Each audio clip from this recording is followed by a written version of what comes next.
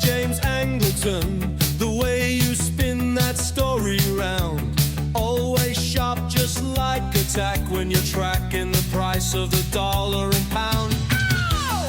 But drop the narrative, that thing that you inherited. Your history homos chariot just pulled up outside. Scott, William, Patrick on the scene, they're breaking up the subroutine.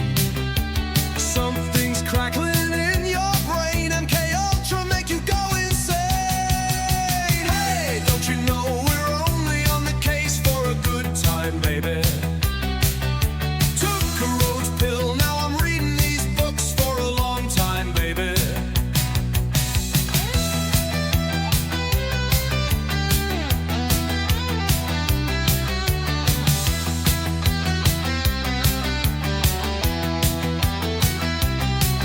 Honey pots and psyop traps, you can trust the plan until you snap. Slop conspiracy everywhere. History homos clear the air.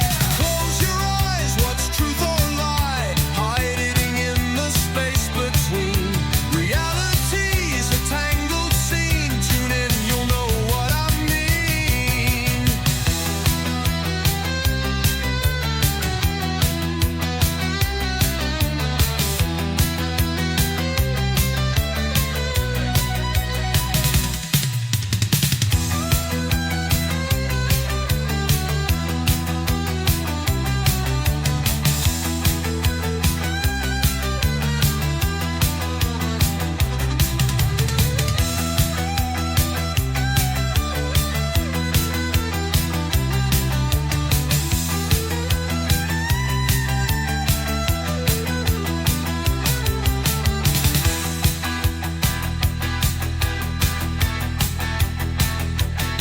Close your eyes, what's truth or lie?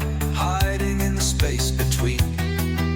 Reality's a tangled scene. Tune in, you'll know what I mean.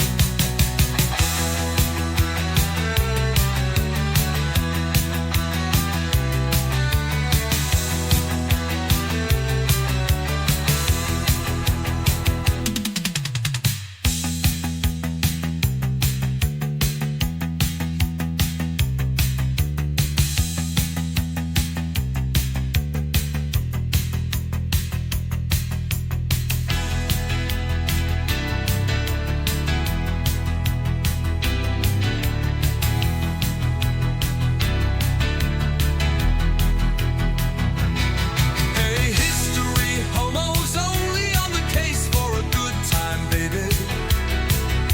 Took a roach pill, now I'm reading these books for a long time, baby.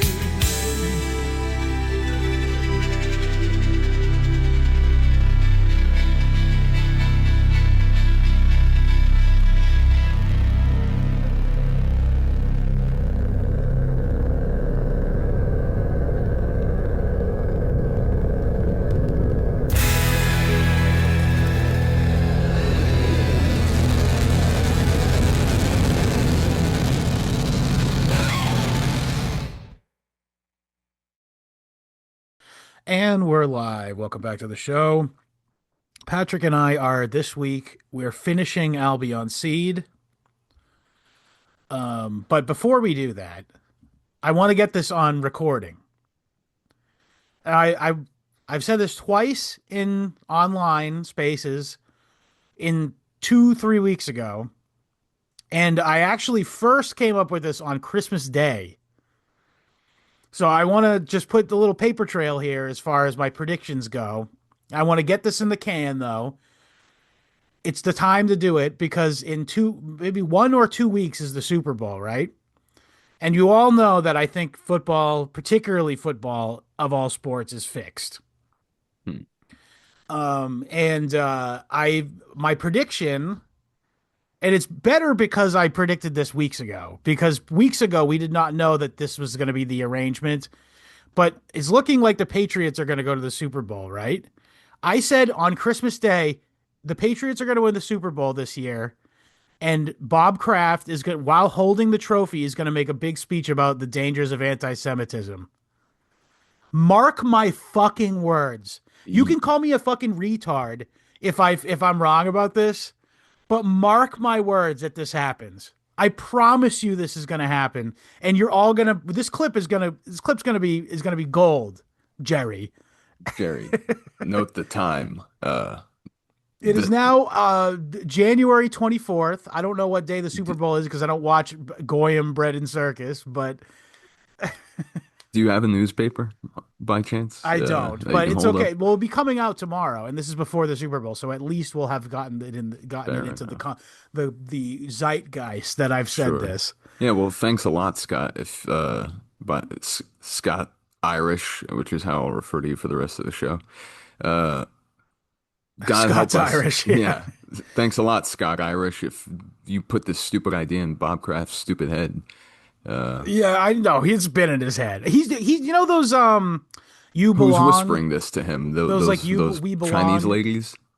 the Chabad child predators, the CCP. No, no, no. The other, no, the genuine ones with the little feet that jump on your back or whatever. The Chinese women do not jump on my back. Is that where the Oh, I see. expression? Bob Kraft. Gotcha. Yeah, the Okay, fair enough. masseuses, the Yeah. masseuses. I don't. Yeah, No, no, yeah. no. You don't know about his whole thing. I was just about to say. I You know don't know those "You anything. Belong" like anti-Semitism like billboards that are on 95. The pink ones. Yes, I, he pays for those. you're shitting me. What? Is this a big shock to you? I've seen these all. Well, I mean, I don't know. That's just very funny. I've seen those up and down the block, and there Yeah, was a that's him. really good one the other day that I couldn't get a good picture of, but let me see if I can piece it together. Either way, please continue. That's very Well, funny. I mean, there's not much more to I it. That's been my prediction. I said it. It's better because I said it on Christmas when there was not the Patriots were not a shoe-in. yeah. Like now we're at the second to last. I think the AFC Championship's coming up this weekend, and or it'll be the same day that this episode drops actually, and Can you so it'll, name a Jewish football player? no, but every owner, Damn. It would just be funny literally, for like, dude. We did an episode on it, and we did an episode on the formation of the NFL, and Garrett from Compound Media was on, and he was really uncomfortable that I was talking about this, but the fact is that there used to be two football leagues. One in the NFL, which ended up buying out, or sorry, the AFL ended up buying out the other conference and became the NFL. The AFL was the Jewish one. And they were the ones. That's where the whole Nixon and everything. Like Nixon's the one who made it like an unconstitutional, like a law that made it tax free and shit. It's insane. Football is like the most subversive thing in the world. So it used to be segregated. So the non AFL, the thing with the AFL, the Jewish one, is that it was integrated, and the other one was all white. So when the AFL bought out the other one, they made it integrated. So this now everyone had to watch and had to, but everyone was now watching integrated football. And then look, by the way, my dad does the humiliation ritual every Sunday by watching AIDS medication ads on loop. yeah, Like, you know what yeah, I mean? yeah. Like, Dude, it's ridiculous. I mean, every, whatever bar you walk into, whatever, living room you walk into, your friend's you're getting uncle's pelted by house by on Memorial Day. medications for stuff you will never take, and it's actually psychically damaging you to take in because you now have to think about guys having chemsex. Yeah. They Yeah, take I this mean, drug so they can have a chemsex unfettered. grandma needs to be like helped onto the couch and that the AIDS commercial starts playing and you realize, oh shit, she's sitting on the remote. Oh God, grandma, can you get up again? I'm Well, sorry. it's no, they that's the thing. They get bombarded with this shit so much they just accept it. And then also you got Well, the um, domestic abuse campaign that they do every year where they make the football players wear pink oh to be yeah, like, yeah. don't hit your wives, guys. The guys watching the game, I mean, there's certainly some of them are hitting their wives, but the majority of people watching the game aren't. And the football players wearing the outfits are. That's the irony. The irony is that most of that beating is happening while the commercials are on. Maybe True. if they just played the damn ball, you know. Yeah. But anyway, That so I just wanted to get that out there, and I want to have a little discourse about football. Obviously, it's fixed. In fact, they change. It's not you. Are you aware of this? But in the official tax filing of the NFL as an organization, it doesn't say Sporting Association. It says Sports Entertainment Corporation, like the WWF. and that precludes them from paying taxes. It's not. More importantly, it's like the way that the corporation is filed. You know what I mean? Mhm. It's like as opposed Sure, to say sure. like your local um T-ball, softball, yeah, what yeah, have you yeah. exactly, yeah, whatever that is, that's called a sporting association. No shit. But for the NFL specifically, and I don't know about the NBA and MLB, I haven't looked into it, but I know as a matter of fact that the NFL is a sports entertainment corporation, which is also the way that the WWE is filed, by the way.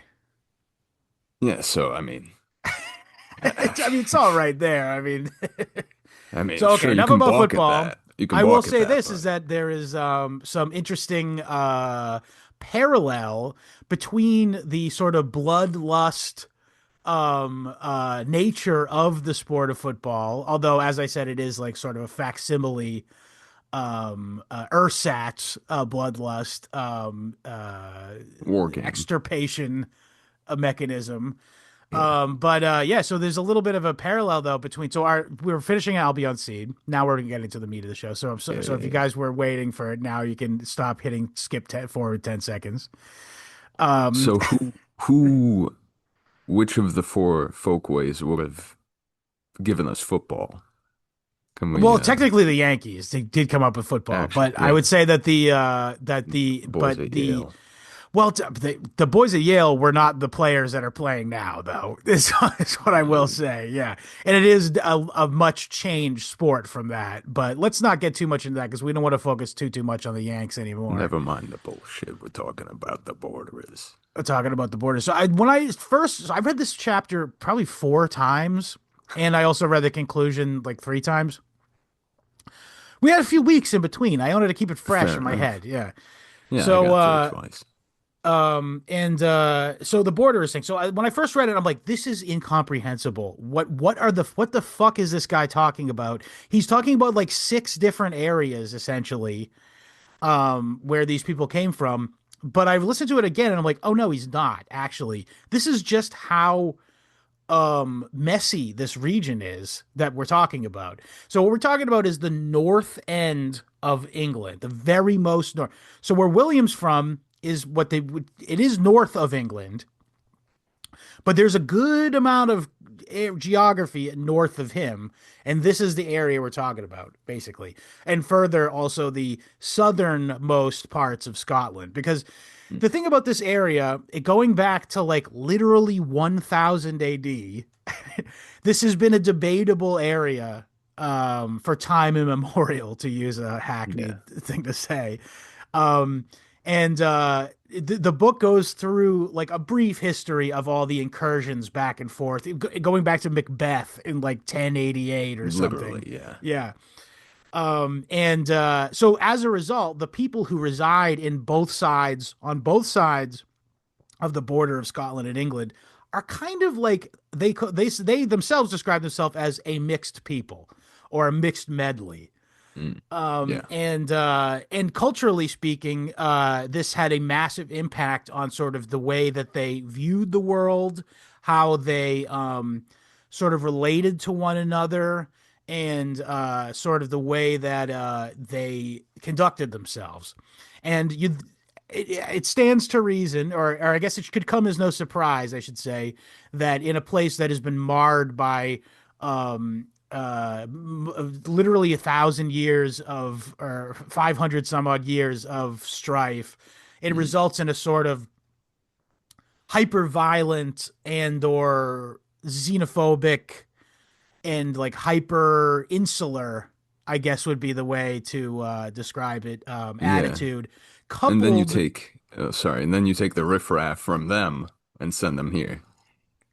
Yeah, Bingo. that's the mean average of, people, coming from that place. And then the ones that are intolerable, you send to America, and that's, Right. who uh, Well, it makes up wasn't these. quite. There's a degree of that, but the very poorest did remain there because of the necessity of them being so poor. Sure, sure. But these were the ones who like had a pot to piss in, but like were ornery, like and had to get the fuck out of there, kind of thing, and had the Or wherewithal to get the fuck out of there. sure, or had enough people, in their family close, that they would, you know, Combine their shit. get the means together to, Yeah. start over. Because yeah, this is probably a blood feud back home that probably spurred a lot of.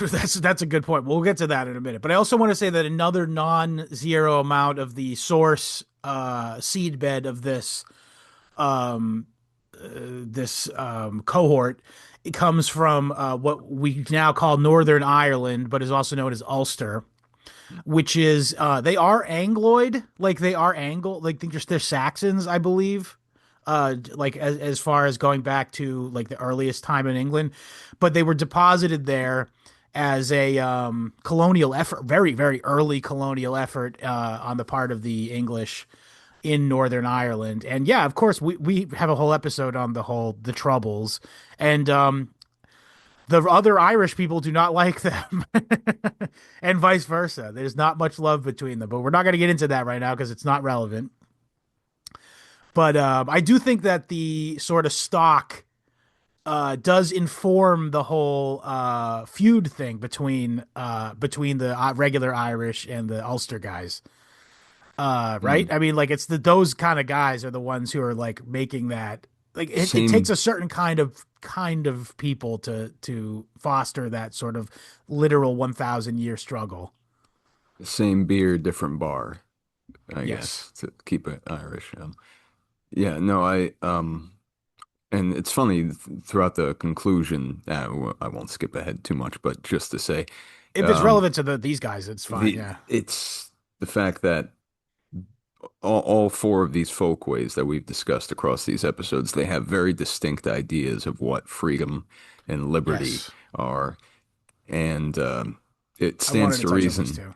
Yeah, yeah, it stands to reason that these folks literally just every place they pass through, whether it be, Rhode Island or, Quaker, Pennsylvania, Or people are like, New hey, Hampshire, even. yeah, sure, yeah.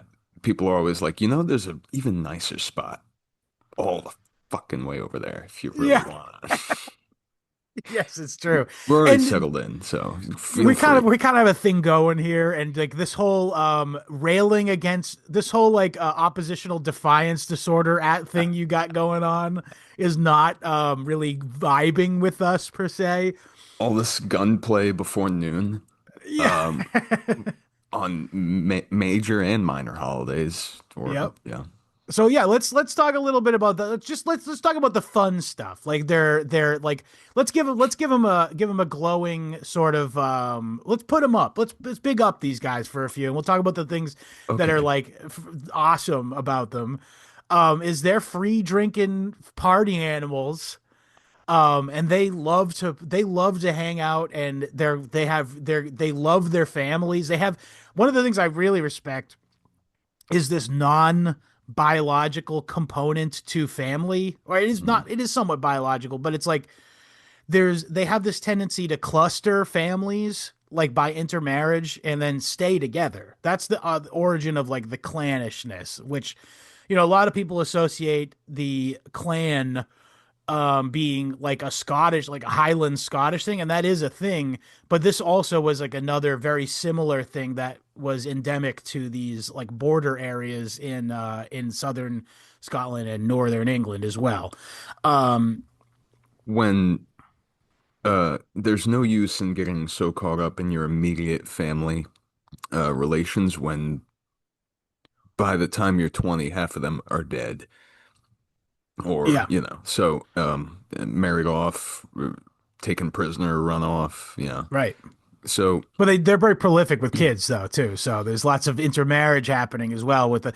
And the thing is, it's like if you, I've never obviously been there, but I've seen plenty of photographs and artistic renderings of this area in England, and Mm, it is remote.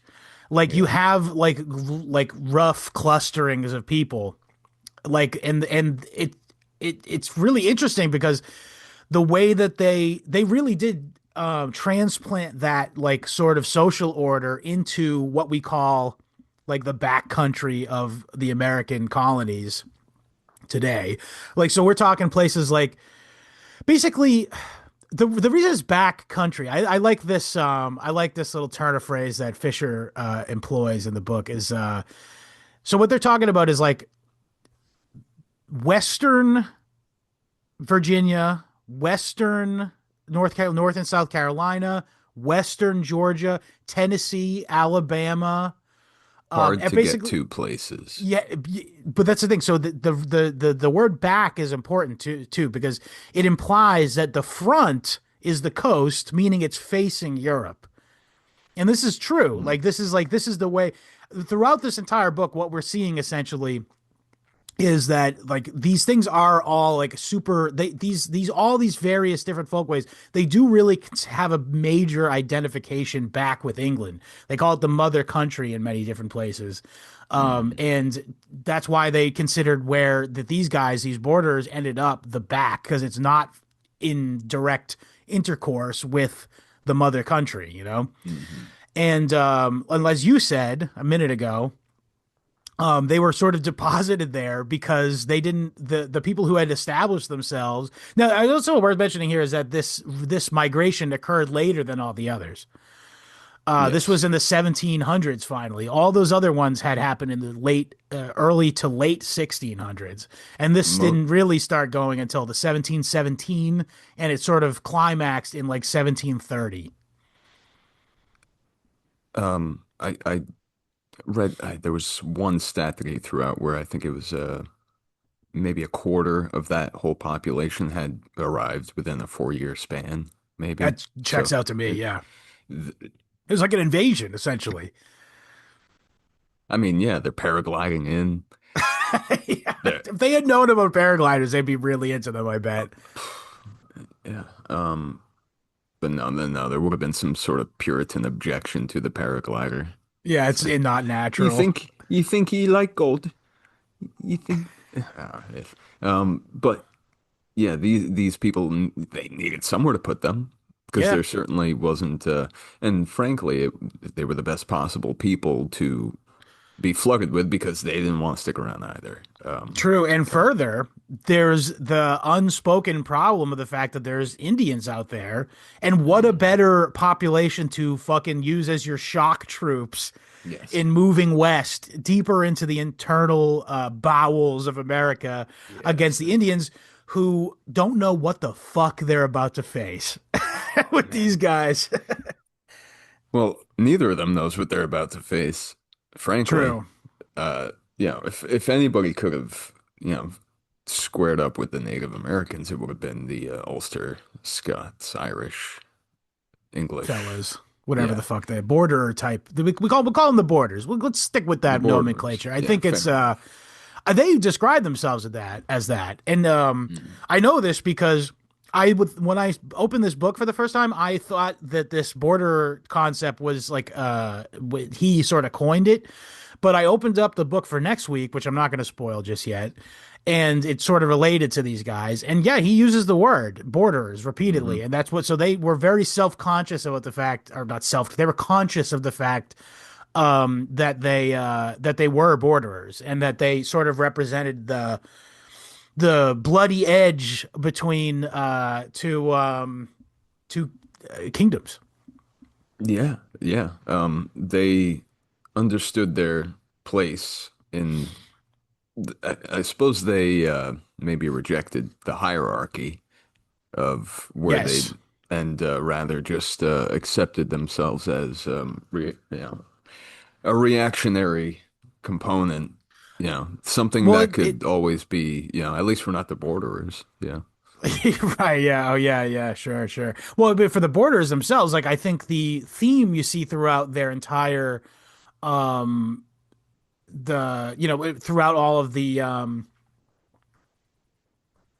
all the different cultural mores is Mm. like this. It's all hard. It's all centered in this concept of like natural liberty, like or natural Yeah. freedom, and something you'll see later crop up kind of ironically in Yankee Lysander Spooner. Lysander Spooner is like an embodied political, like a nerdy, glasses pushing version of this ethos.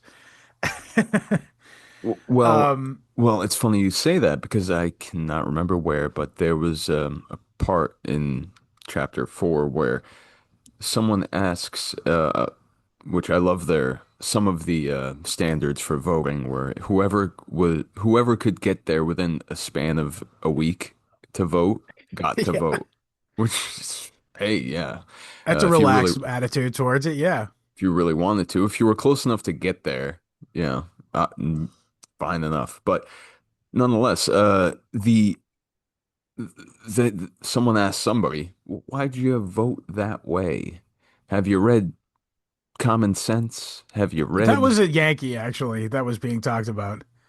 that about why they I voted a remember this certain way? anecdote. Was it no, that was a so okay, we're getting a little ahead of ourselves here. That I'm specific sorry. Yeah, yeah. anecdote was about a guy from New England. And he they were asking him why they were fighting against the British Oh, right. You're right. in the You're right. I'm sorry. revolution, and he said, did you get turned on by common sense Yeah, what activated by you? Thomas Paine? Yeah, is it Adam Smith? And he's like, no, I've never heard of any of that. I just think that Old New man Englanders, Kant? I've always ran things the way that they saw fit, and fuck the English, essentially. Hmm. New Englanders have always uh, handled their own affairs, something like that. Yes, it was the exact quote. Yeah, Which is such an innate perspective when one has to, every step you take, you have to literally, it takes a world of effort, at yeah, that time and in that place. So, um, yeah, the last thing you need is some disembodied entity telling you from 3 months ago, 3,000 miles away, however the right, hell, yeah. um, you can't do this or that. You have to pay this. But So yeah, that's download it. you're hitting on something though that is important. Is that ultimately the revolution was, despite the fact, and this is like pretty much the embodiment of the conclusion of the book. I mean, I know we're jumping ahead here, but basically the revolution against England was a culmination of the fact that all four of these folkways did have an aspect to them that was fiercely independent. And it certainly was incongruous with the being a royal subject of the British Empire. And so, even though Yankee culture is starkly, intrinsically alien to the borderer ethos, there did this idea of having independence to live the way that you want to live was in common. And that's why the American Revolution was possible, and that's why it culminated the way it did. And further, what we were just talking about, like the like sort of violent nature, and I don't mean this as a knock either. It's sort of a necessity if your brood is going to survive in an environ such as one where that's being fought over between two kingdoms for centuries and centuries. But as a result, that leads to a fairly violent sort of perspective on the world. And it's said that that during the revolution, one of the best fighting forces in the Continental Army from Tennessee, they call them Tennessee Riflemen, if I'm not mistaken, or is it Kentucky Riflemen?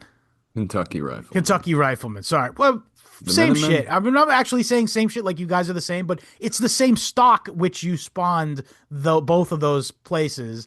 And the point is that again, the shock troops against both the Indians and against the British during the Revolution did spawn out of this region and out of this sort of cultural soup. Not a stew. These Stew. are stew Okay, yeah. people. Oh, I I don't like want to talk. Their food sounds terrible, actually. oh my They goodness, love good eating things that golly. the rest of English people considered animal food. Which You know, you'd say that about what, like, the kind of stuff my dad grew up eating was like pig ears, and he ate pig feet and shit and chicken feet.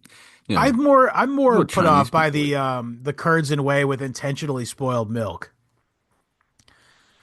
Like they curdle the milk intentionally, and they do it by Yo, yo, putting frogs in the butter to make it turn come on, into a thicker.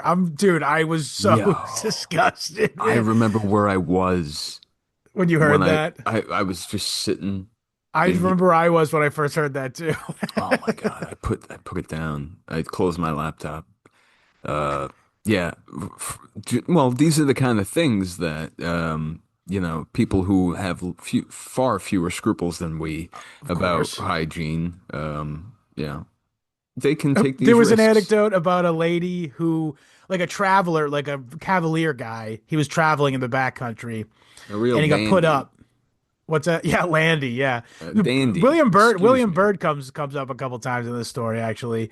cocksucker. Um, but Forgive me. not him, but some other guy said got put up by like a nice, generous backcountry family, and was aghast when he noticed that dinner was cooking in a pot that he saw the lady of the house washing her feet in earlier in the day. Oh my God. Yeah. So you know, I I'm not how shitting on him. I'm just saying listen, how would it's you a way of feel? life. It's just not mine. All right. Well, what would your thought process be? Sitting in there in that rocking chair between, that lady's feet and the deep dark wood, another I mean, night. yeah, but allegedly though, What do you definitely I say? would put up with it. But allegedly though, there's many anecdotes of people who are traveling there who are like, yeah, I'm good on what you guys are eating. Thanks for the night stand. I'm gonna stay the night, but I'll find my own food. I'll be fine. We found you near death. You were mauled by a bear and then picked at by seagulls. No, there's no seagulls there. Blah, blah, blah, blah. You I don't know, fucking yank. By the way, listen, you're chickadees. showing your you're showing your My yank is showing. yeah.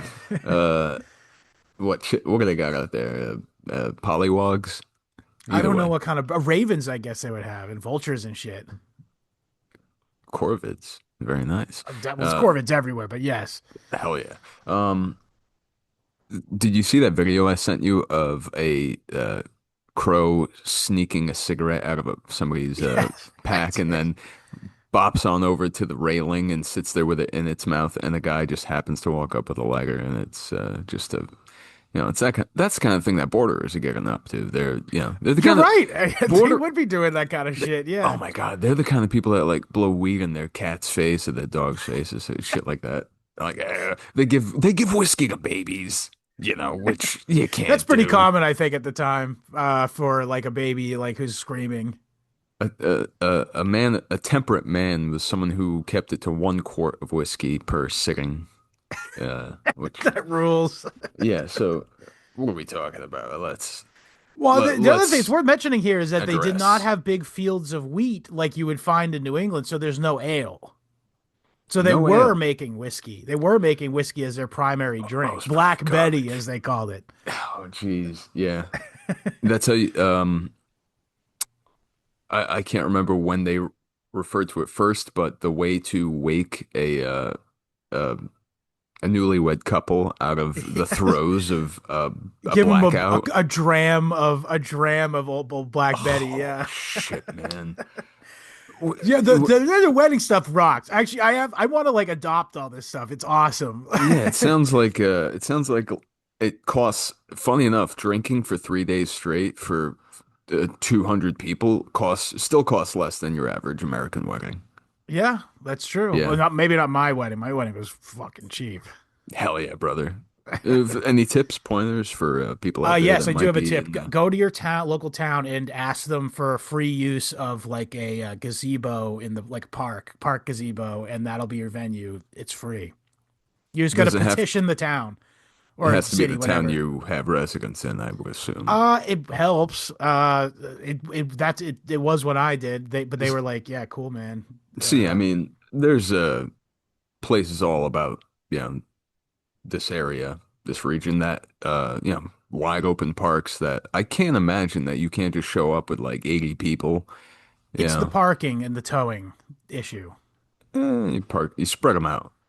Then you get a golf Sure. Well, cart, that's right? that's a bit of a coordination. So see what I did. I'll tell the story again. Fuck it. I don't know if it's said it in the show. Fuck. Very Yankee. I gotta mention this is incredibly Yankee.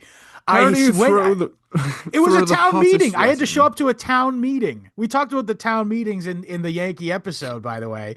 I showed up to a town meeting and it's a bitter fight. It's an extreme, explosive. What? People got indicted over the shit they were Him, fighting over.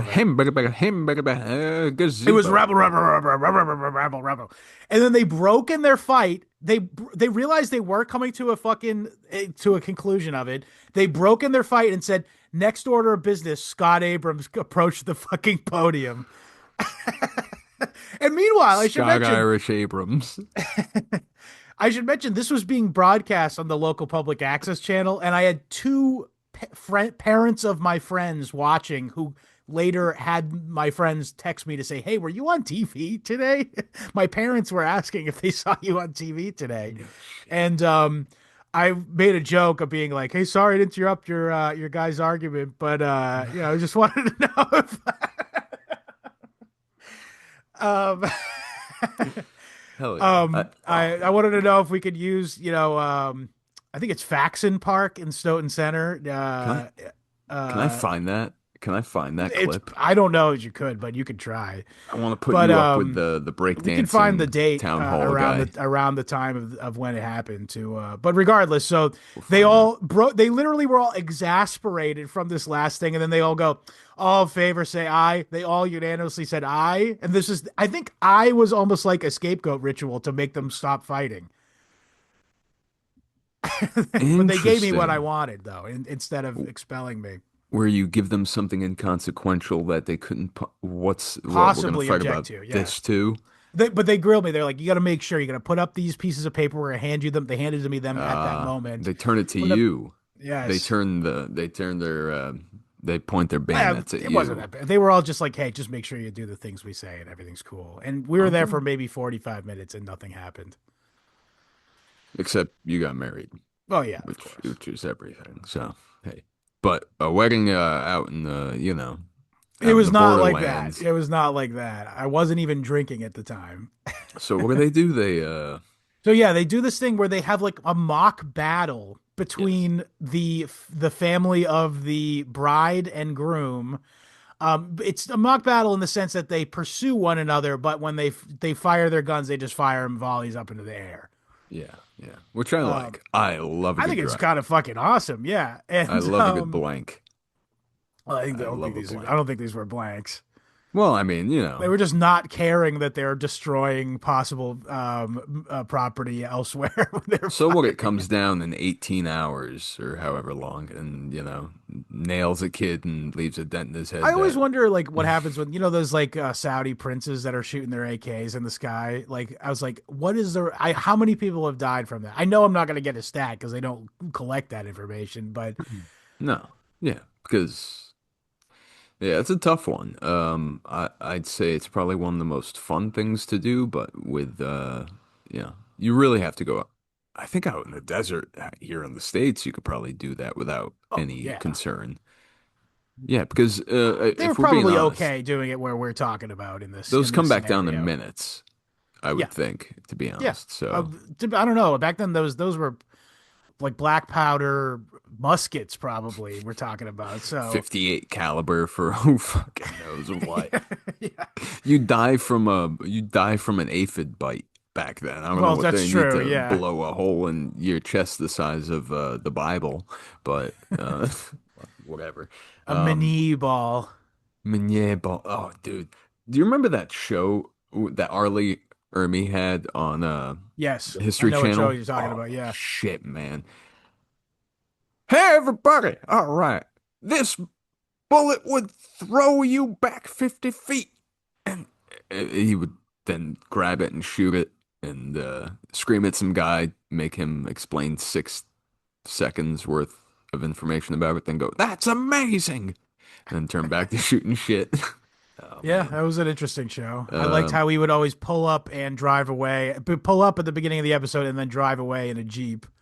which yeah, that's nice. I like that. He was It's probably yeah. aesthetic. It's aesthetic. Yeah. Well, yeah, he knows there's eight Speaking and a of half fucking backcountry people, Arlie Ermy, Arlie man. Ermy. Arlie Ermy I is don't give like a a shit what he did over prototypical there. borderer. Yeah, dude. Um, I mean, he's like the guy. Like I can't think He's of Patton is actually. Well, let's be clear. Patton is the guy. the real guy. Yeah. He's the real guy. Patton's a hilarious like there's a disconnect in my head where anytime I think of Patton, I think of George C. George C. Scott. Yeah. Scott. I don't think of this guy who had a voice like I don't know, what's his name? Um the guy from freaking shit, I'm blanking. It would help Don if you give me a clue. uh Leave It to Beaver bullshit, whatever the hell. Oh, Andy Andy Dick. Griffith. Andy Griffith. You're talking about Yes. Don Knotts, though. Don I'm Knotts. assuming. Thank Yes. See, I threw it. I threw it Yeah. way the fuck over there, and you He still did got talk it. like Don Knotts, as I understand. Yes. Yeah, exactly. This guy, that's crazy. Thank you so much. This guy who sounds like Don Knotts had to be murdered by the military-industrial complex over Yeah. his probably, troublesome Incredibly based rhetoric. Yeah.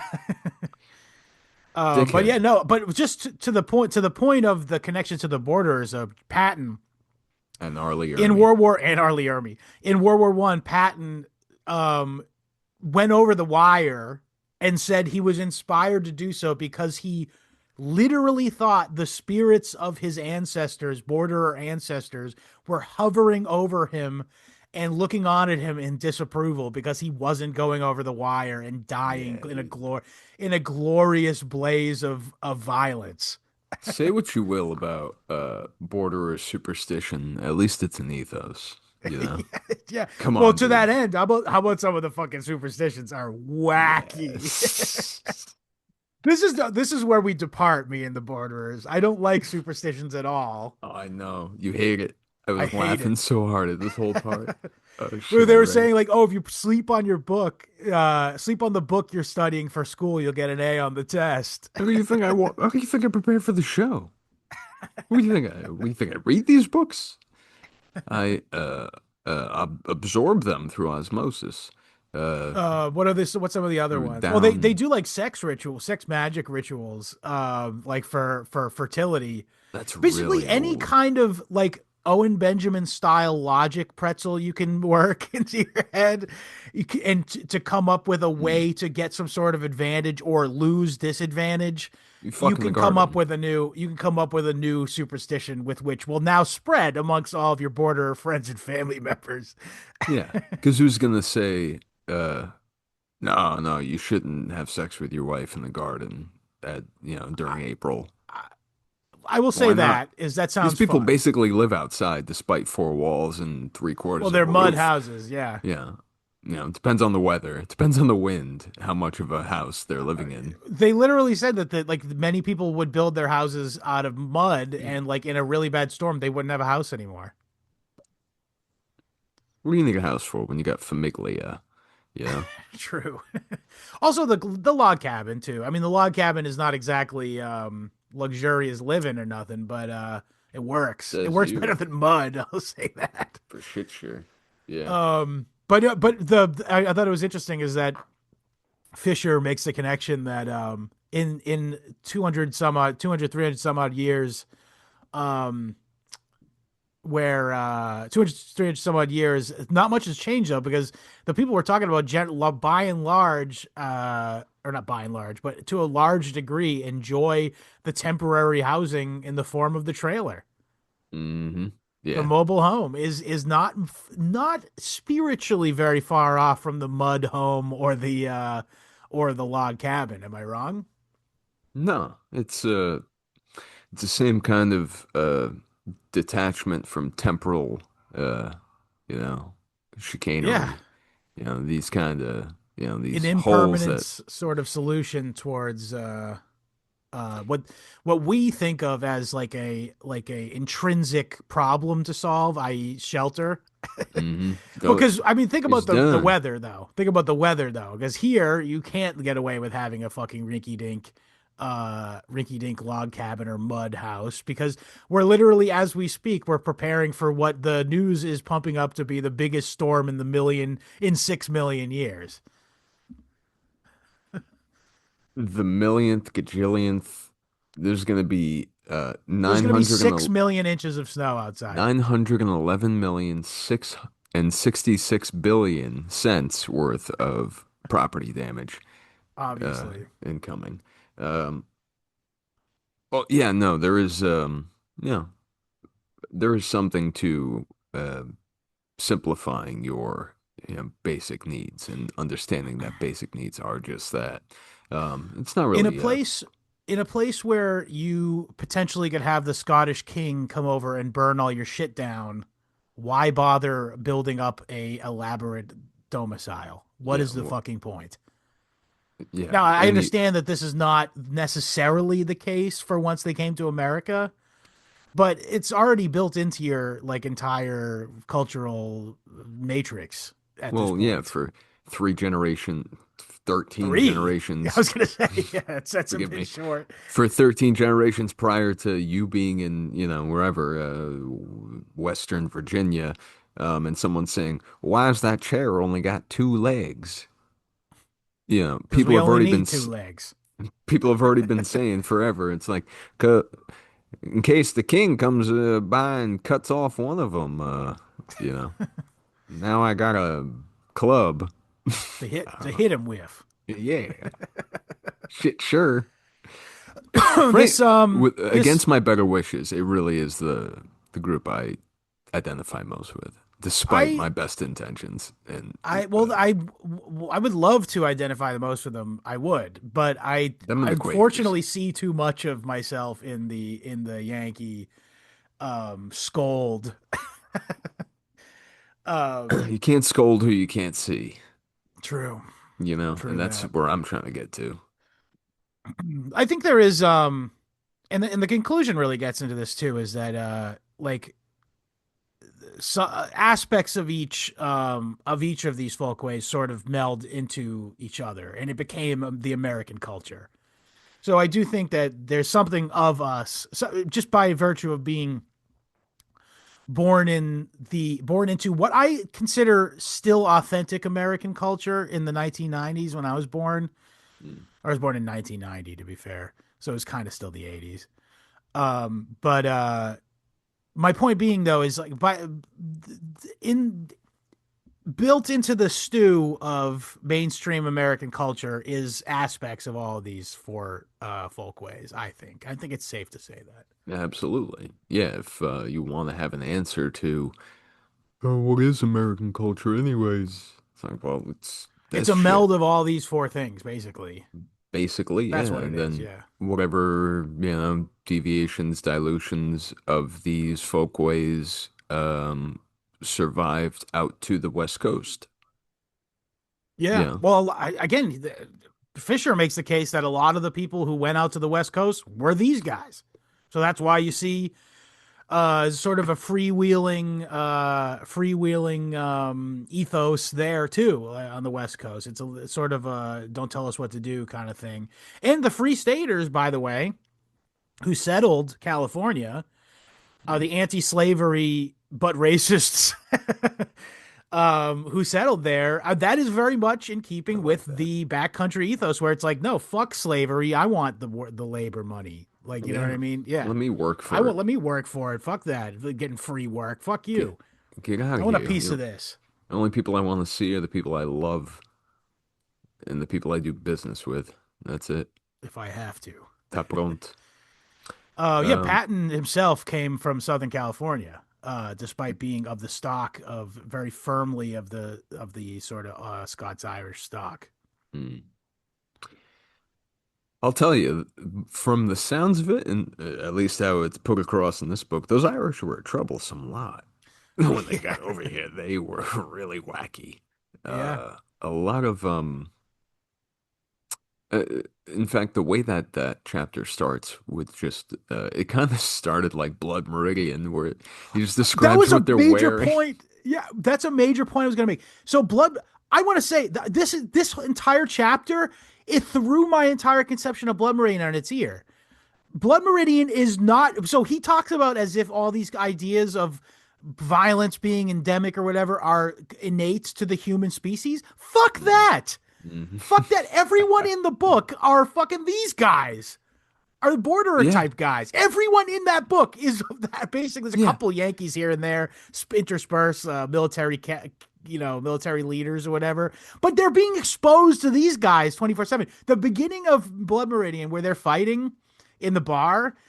I mm, literally remember that part in Albion C where they're talking about maimings and stuff, or they would mm. have wrestling matches. So they have wrestling matches as their form of Wrestling, sport. Wrestling wrestling, message. baby. Yeah, Yeah, sorry. Um, and they would the object of it was to just get them to stop fighting, and they would fight through having their fucking eyes plucked out. And it made me think of the opening scene in Blood Meridian where the kid is fighting with that guy in the bar. mm, yeah. That guy got Um, blinded, didn't he? blinded. He got left for Well, whatever he is died, left of a obviously, but I man. mean, his eyes came out though, didn't they? Yeah, he cracked the bottle over his head, then stuck the jagged edge in his orbital socket, Yeah. Okay. which So yes, no then. way So to it's treat a man. exactly what we're talking about. Yeah. Yeah, Um. I mean, what else are you gonna do? It's not like anyone's gonna give a shit about you after your eyes have been plucked out. You might as well try to grab the guy that did it to you and I kill him, you know, right? I kill guess him, I see and your point. then But maybe, people will take you for a novelty for the rest of your life and throw the you a coin. Cavaliers were not happy with, despite the fact that they love blood sports. Mm. They were like, no, no, no, no, no, this is illegal. We are outlawing that in the state of Virginia or the Yeah. colony of Virginia. Um. Well, And well, but to go back on the blood meridian thing, oh, it's um, crazy. the whole If it's actually very subversive what he's doing. Cormac McCarthy's doing is he's Oh, you don't saying say. he's showing you a snapshot Yeah. of a specific cultural milieu and going, this is all of humanity. Mm. Hmm. It's like, I don't think so, pal. First of all, No, all of humanity is the little old lady that gets shot for no reason by Glanton, yes, because she's there. Um, that's us. That's me. That's Glanton you. sounds fucking borderer, by the way. Mm. Yeah, sure. The Yeah. name, yeah. But funny thing about, if you're reading that book, don't get confused. You're not supposed to be privy to that conversation. That speech from the judge about war is God Hmm. was never for us to hear. And that never would have rung across our ears in any kind of sensible way, if we hadn't been taken along on the ride for that book, I already, gotcha. you know? So, um, yeah, exactly what I wanted to get at too. You, Yeah. that point And you've the whole made. time I was thinking about that, like, and going, again, it's really subversive. So he's basically saying, so again, I want you to understand this. This culture is the group of people who were utilized by imperial forces, forces of imperialism. What you're seeing play out in that book is imperialism, but it's done in a really Yes. mercenary and sort of personal way. Mm. But ultimately, The that stuff like that happening. I'm sorry for anyone who hasn't read Blood Meridian. We do have an episode Get on it, on it so go listen to that if you haven't read it. Um, but and listen to the addendum. that too, That turned out that panned out in a very dark way too. Yeah. lucrative way. Yeah. But yeah, so they utilize these people who do have a cultural bias towards honor, Mm. violence, and Pride. pride. Yes, big aspect here. And Heard it um goeth before the fall. they cynically use these people to push the American empire west, the nascent American empire west. And now Cormac McCarthy, from the benefit of sitting in 20th century America with with his pedophile friends, Pedophile Jeffrey money. Epstein, PDF money. He now from the comfort of that can look back and go, you reader, no matter what culture you're from, you share collective guilt with this thing, which was ultimately driven by, again, imperialist aims by the nascent American empire. And you, as a human being now, I'm going to put this stain on you as intrinsic to your character. And this is why nihilism is rampant, by the way. Nice. Yeah. Um, this is the why did you fight the why'd you fight in the revolution? You know, well, we take care of ourselves over here. That, after various mutations, ends up being, why'd you join the fight? Why'd you go to Iraq? It's like, well, I was watching TV on Right. what was it, Saturday morning in September. Yeah, It was a it's Tuesday. Do you really think it was a Saturday? it's like a Tuesday. I feel it feels like a Saturday because I was 6 years, no, 5 years old, and I was watching Dora the Explorer, and I can remember my parents changing the TV over uh, when it I was in happened. sixth grade, so I remember it very well, So what, they obviously. wheeled the TV in, they're like, "Hey No, that guys, our welcome to school, the new." I don't know if this was just our school or if it was everywhere. I have heard a lot of people they did wheel this thing out, but our principal decided they wanted to let us not know about it till the end of Yeah, the day. of course, that's the reasonable thing to do. You know, wouldn't I you don't think agree? it was reasonable because everyone got a taste of what was going on and the rumor mill was swirling. I think it was actually more I bad that think that had happened. I think it's more damaging for a child to just Hear hear things. unsubstantiated Yeah, yeah. sixth grade rumors than I heard the aliens are attacking. dude, what we were all saying is that Saddam Hussein had bombed the White White House. House or something. Yeah. I'm serious. That's what I heard from several people in sixth grade at the time. Saddam Hussein. For some Hitler. reason, he was the Hitler's one who was, back, he's back in Pog and form. he's president. Now everyone has to go home early. Oh no. No, we didn't get to go home early. I was apeshit about it. Yeah, like, are you kidding me? The country's under attack and I have to sit in school? I had to go to band class. What am I We were gonna in band class when they finally came over the speakers and said what actually happened. what am I, the violinist in James Cameron's Titanic? You think we had violins in our middle school band? Not after the first couple of years of Not your, after 9/11 we didn't. classmates getting at them, if I may say. Yeah, I But hate classmates. your classmates. Me in the Bronx wearing a sandwich board that says "I hate classmates."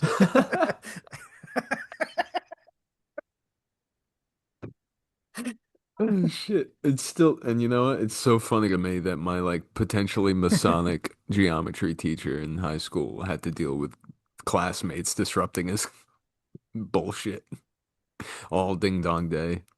Yeah, nonetheless, it is unfortunate that the people we're talking about today, in this, from this chapter, these are, when people talk about the proverbial sons and daughters of America that, Yeah. you should slap a bumper sticker on for, it's these kids.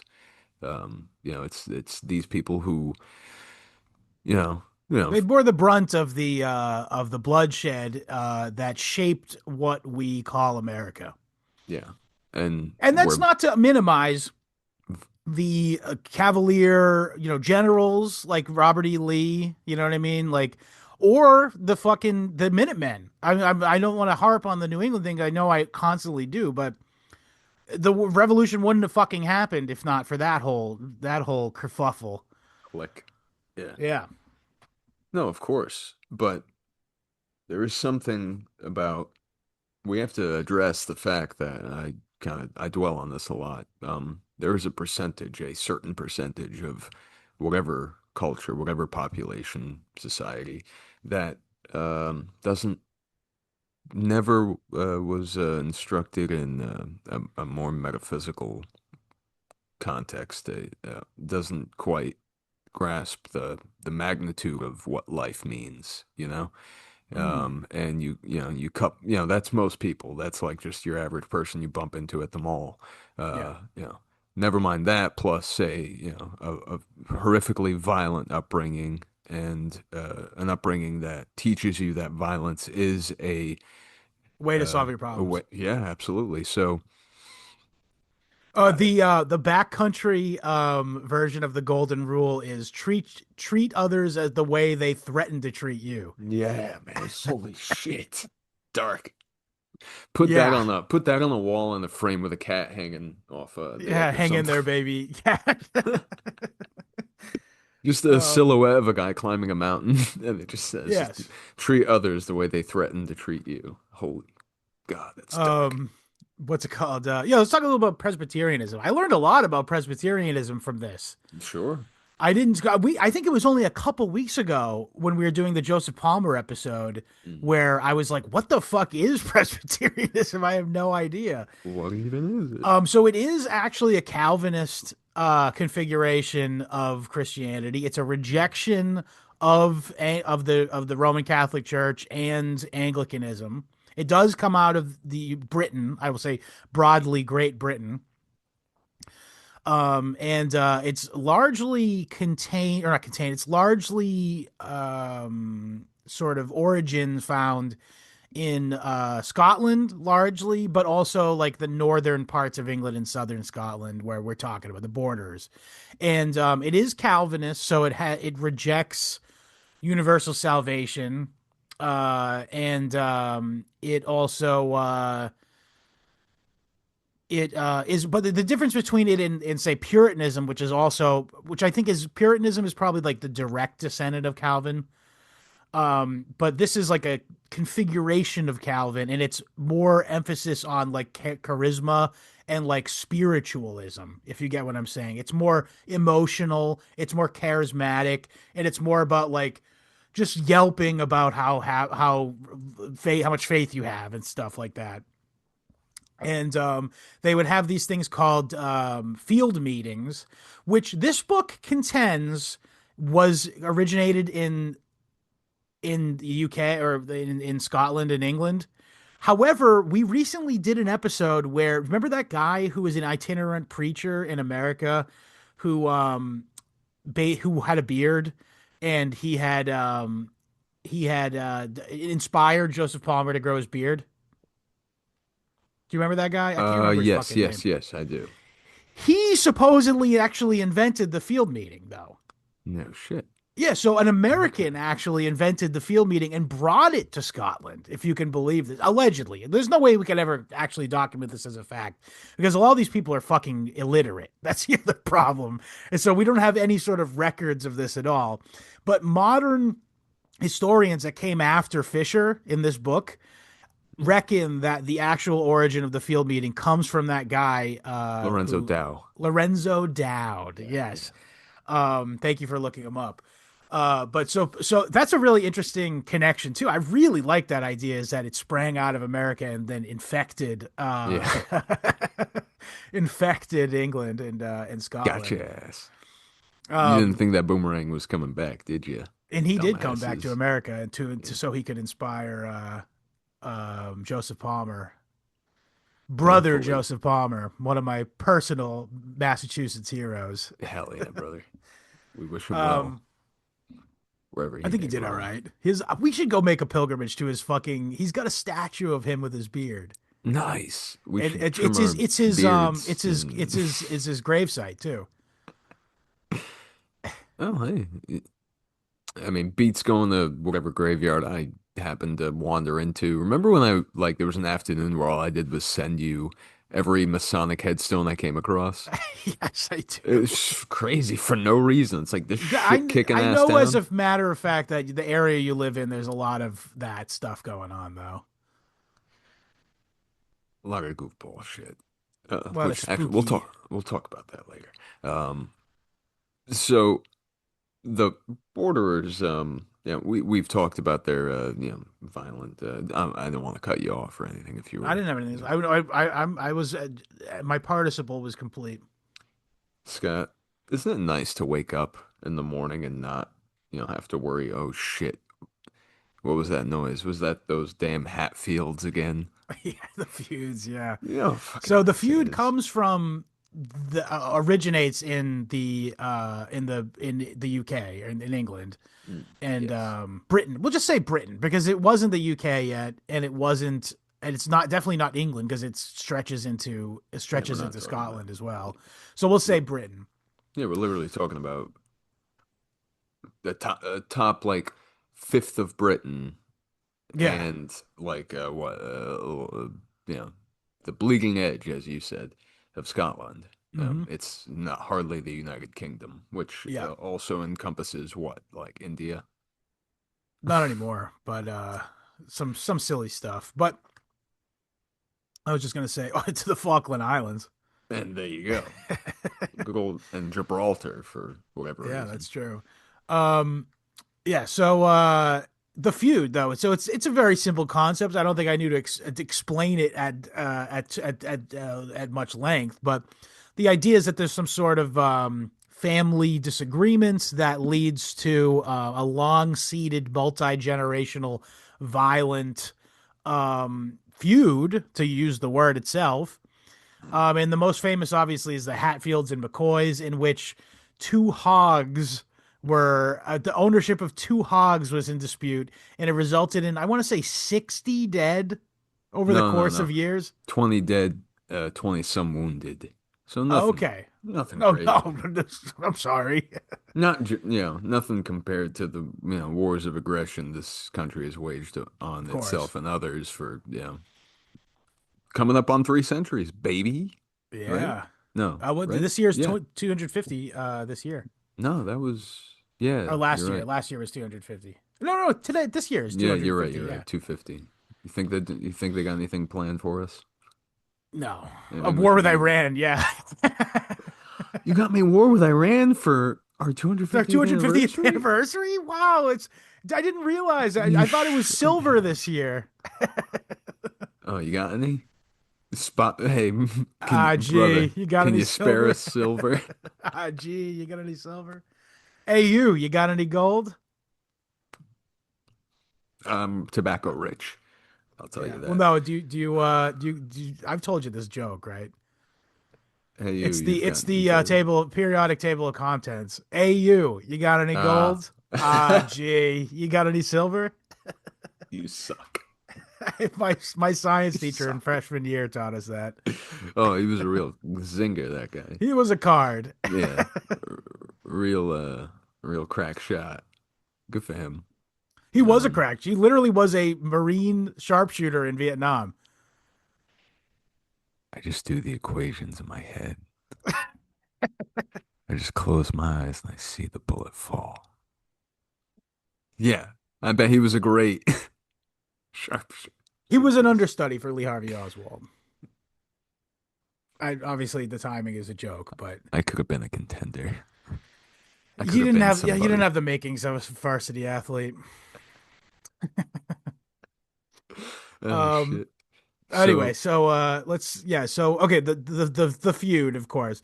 So yeah, the Hatfields and McCoys one is the most famous one, but this is not limited to these guys. This was, no, in fact, it seems like there was like constant conflict between people, and but one thing I will say to their credit is that it was not mutually exclusive that they would have to resort to violence. They were very often happy with someone giving them money to pay them off for some perceived slight.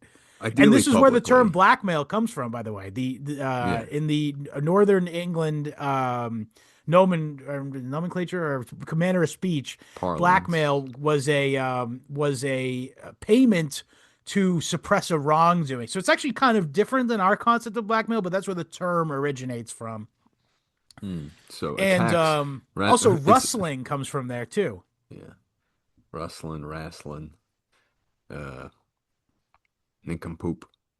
No, I was watching Jeopardy last night, and that was I think nincompoop sounds German to me.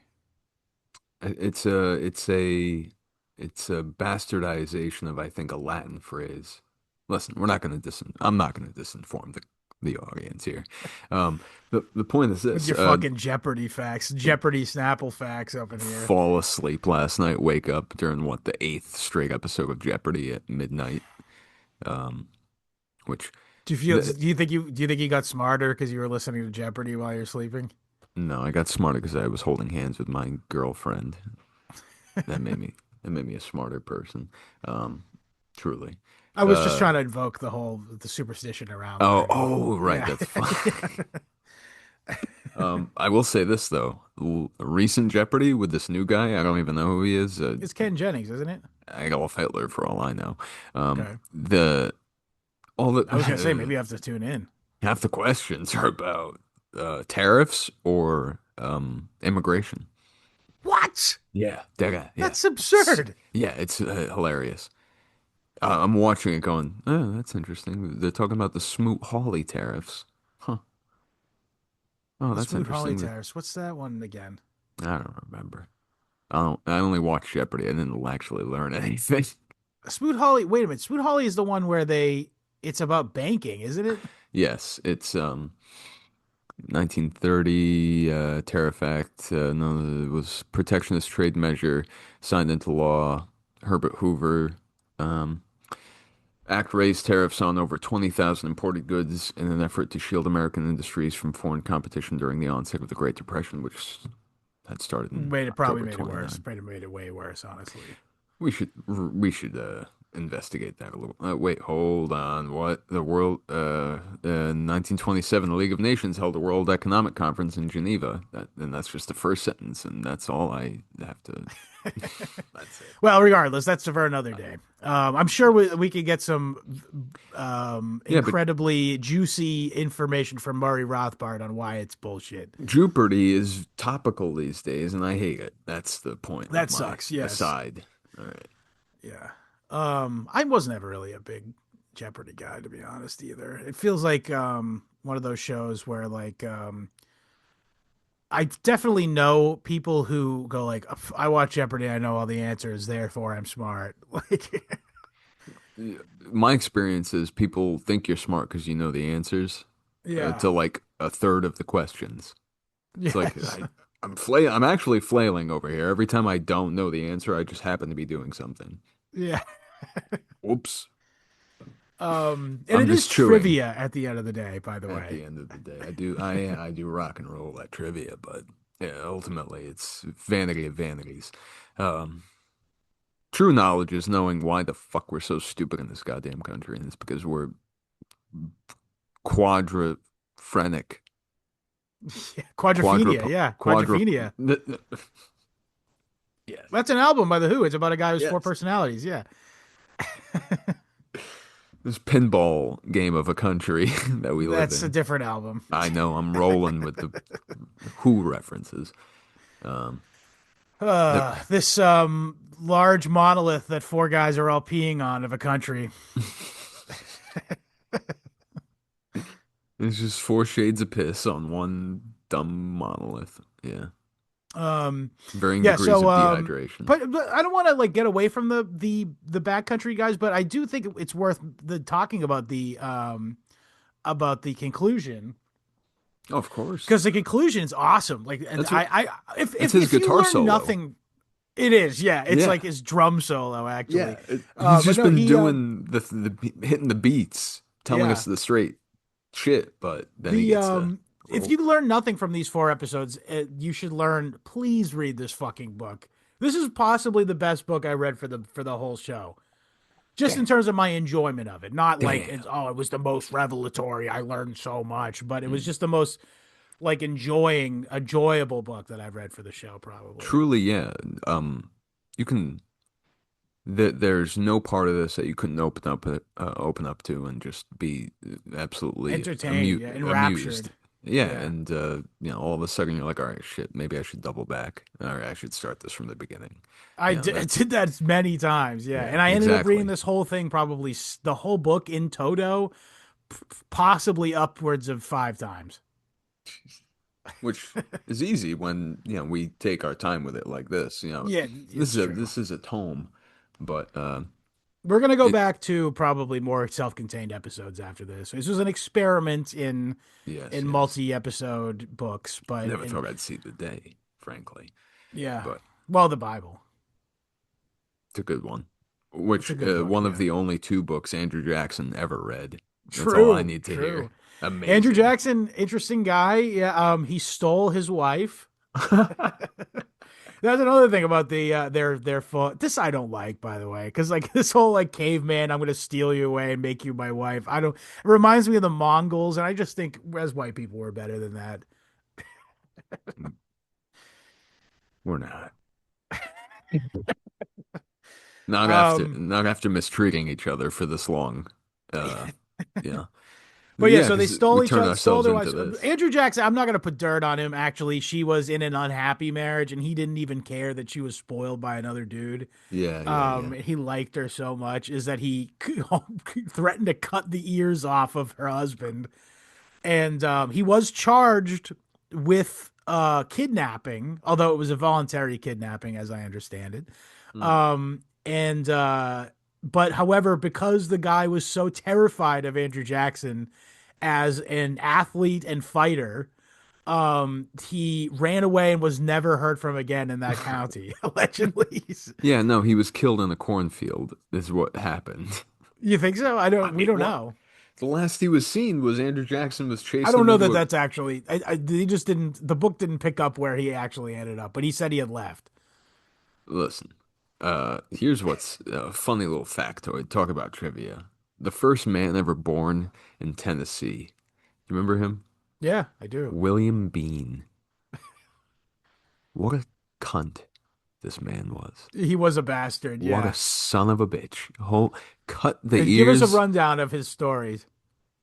He was the first white white baby born in the state of Tennessee from borderer parents, and was quite the ruffian. Quite the lived up to expectations, I guess. Kind of like the kid, honestly. Yeah, in a way, yeah. I'd like to not. I don't think the kid would cut the ears off of a baby because after he came home after an inordinate amount of time, his wife had So, been so okay. What pregnant, happened? giving He birth. was married to a lady. He had to go away for work. He was gone for 11 months, I know and it only takes 3 months to have a baby, so something ain't right here. he went away from 11 to 14 months and came back, and there was a baby that was very recently born. And he was like, "Welp, I know what I Cuts got to the do. I got to cut this baby's ears uh, off so I know it's not mine." what a son of a bitch. Yeah, yeah, this is the kind of and this goes back to the deep, deep sense of personal pride that these people have, where Yes. they hold themselves to be equals to anybody, everybody. To the extent that they have gentry amongst this Mm. ethnic milieu, and they themselves, the gentry themselves, were like, "Yeah, I talk to everybody. I'm not one of these." Walking around, they wore the same fucking clothes, even. Yeah, the same bullshit clothes, the same, the same That tunics. rocks. Actually, I respect that. There's an understanding between the lowest borderer and the highest borderer that there's not much difference between them but Not money. a bullet goes just as fast through either of them. Yeah, yeah, Yeah, it's really it. And I think that's actually the most like realistic, yeah, uh, perspective that a self-organizing society can take is that they ought not to engender much animosity or envy yeah. or ill will again, no matter where you're standing, what As you floor said you're earlier, on. you identify heavily with these guys. I certainly identify with them immensely more than the Cavaliers. Oh yeah. Oh yeah. Yeah. Hierarchy Cavaliers. enjoyers, or not even higher, like so, not even money hierarchy too, because all Mm. these planners were broke because they overspent. But they Yeah. were still like, but I am better than you. But I do have three guys that I'm renting, plots of land to that I can piss on, Yes. whenever I need to, you know, But yeah, no. So heal again, myself. I do love that. I do like. There's something again, like I guess I'm a mixed people too, obviously. So I do Well, think there's a bit of me in these guys as well. But there can be yeah, borderers in New England. There can be Yankee there's borders. borderers. There literally were London. Here's a little factoid: my maternal great grandparents, maternal paternal, meaning my mom's dad's parents, Mm. were fully blooded Irish, worth mentioning, but they were doing somewhat So, well for themselves in the 1940s. so that's what's Um, wrong with you. and they were able to buy they were able to buy property in New Hampshire as a summer home, and because of the name Derry, New Hampshire, although it is actually an Ulster place that Derry is in Ulster, but they were like, it's called an Irish place. We're Irish. We're gonna buy our vacation home in Derry, New Hampshire, and wouldn't you know it, Derry and Londonderry, New Hampshire, both founded by border stock of Ulster origin. No shit. Yeah, Interesting. yeah, Okay. Oh, they can see, they can get it together. They can they incorporate. did. Yeah, You know, it's just a manner of conducting oneself. yeah. I Uh, imagine that the New Hampshire border people were a little more sedate due to their proximity of the Yanks. yeah, exactly. Probably a little more sedate than the guys down in Tennessee and Guys, stuff. no gunplay before noon. We have polemics to discuss at our 7-hour church Listen, we're gonna talk. We're not gonna meeting. read for shit. We're not gonna read ding dong thing, but we're gonna talk, and we're gonna have someone else write it down for us, Yeah. like Patrick Um, Henry. Patrick I'm Henry gonna rocks. My shouts out to fucking Patrick Henry. sing his praises. I have to go run and water the You're flowers. bouncing like a baby like right now has to pee. I'll be right Yeah, back. so Patrick Henry was the first or second generation descendant of borderers, Northern England borderers, and he truly politically embodied the ethos of the borderer possibly better than anybody. He was in I want to say, was it Virginia or North Carolina? Regardless, he was in like the state assembly or the colonial assembly, and he was saying like, we need to kill the king. Like we need to kill the king. He said Charles had, I don't remember the names of the people, but like he's saying King Charles had his Cromwell, and Caesar had his liberatores, and this king needs his, and he was cut off by the rebel of all of the cavaliers and stuff who were, outranked him, of course, in in the assembly or whatever. But he was for the South. So this is, I want to hone in on him, and in fact we should absolutely do an episode on him at some point. But I would say that the political alliance between the New England revolutionaries, like the usual gang, who culminated the in the the Minutemen Battle of Concord, and eventually the whole northern campaign of that war. The presence or the existence of Patrick Henry as an ideologue within the Southern hierarchy ensured that this would become a national movement. It would not be a regional movement. Hang on. So I was just saying, and I think Patrick Henry's existence within the hierarchy of the South ensured that the revolution would not be a New England regional movement, and Mm, ensured that there was ideological fellowship between people who were very different ideologically. So like mhm. the origins of the revolution happened here in Massachusetts, but the entire revolution in some could not have happened if not there were people like Patrick Henry in the South to say, yes, this is absolutely the attitude, and we need to help them because it's a matter of honor as English colonists in America, that even if I fucking hate Yankees, which he didn't, by the way, he was very good friends with John Adams, as it were, a lifelong um, uh, correspondence between them. It's Um, funny to make it think how like Macbeth killed Duncan, King Duncan. It's like with John Adams shot George Washington. that would have rocked. Oh no. Honestly, Sorry, go George ahead. Washington sucks. I don't like George. I'm the more I learn about him, the less I like him. Like the Yeah, as book it touches turns on it. out. Fuck it, I'll spoil what next week we're talking about. Next week we're doing an No. episode. Why? All Next right. week we're doing an episode on the Whiskey Rebellion, which I think is a natural follow up to this episode. First of all, and again, a villain in George Washington. George Washington supposedly embodies the spirit of the revolution.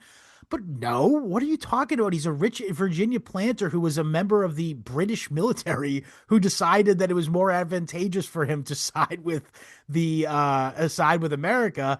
And as soon as he comes into power, he crushes two regional revolutions that would Shays. shatter what I think would have benefited us as a race on this continent is multipolarity.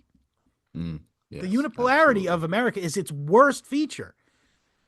Or rather, it's a bipolar, uh, Well, that's what dia it's become. Yes, bipolar dialectic. at the time you could have easily pointed to the four folkways and said it's four, you know. But now that through the multi generations, the inclusion of racial aliens and other just not racial just racial aliens, but like other European ethnicities that.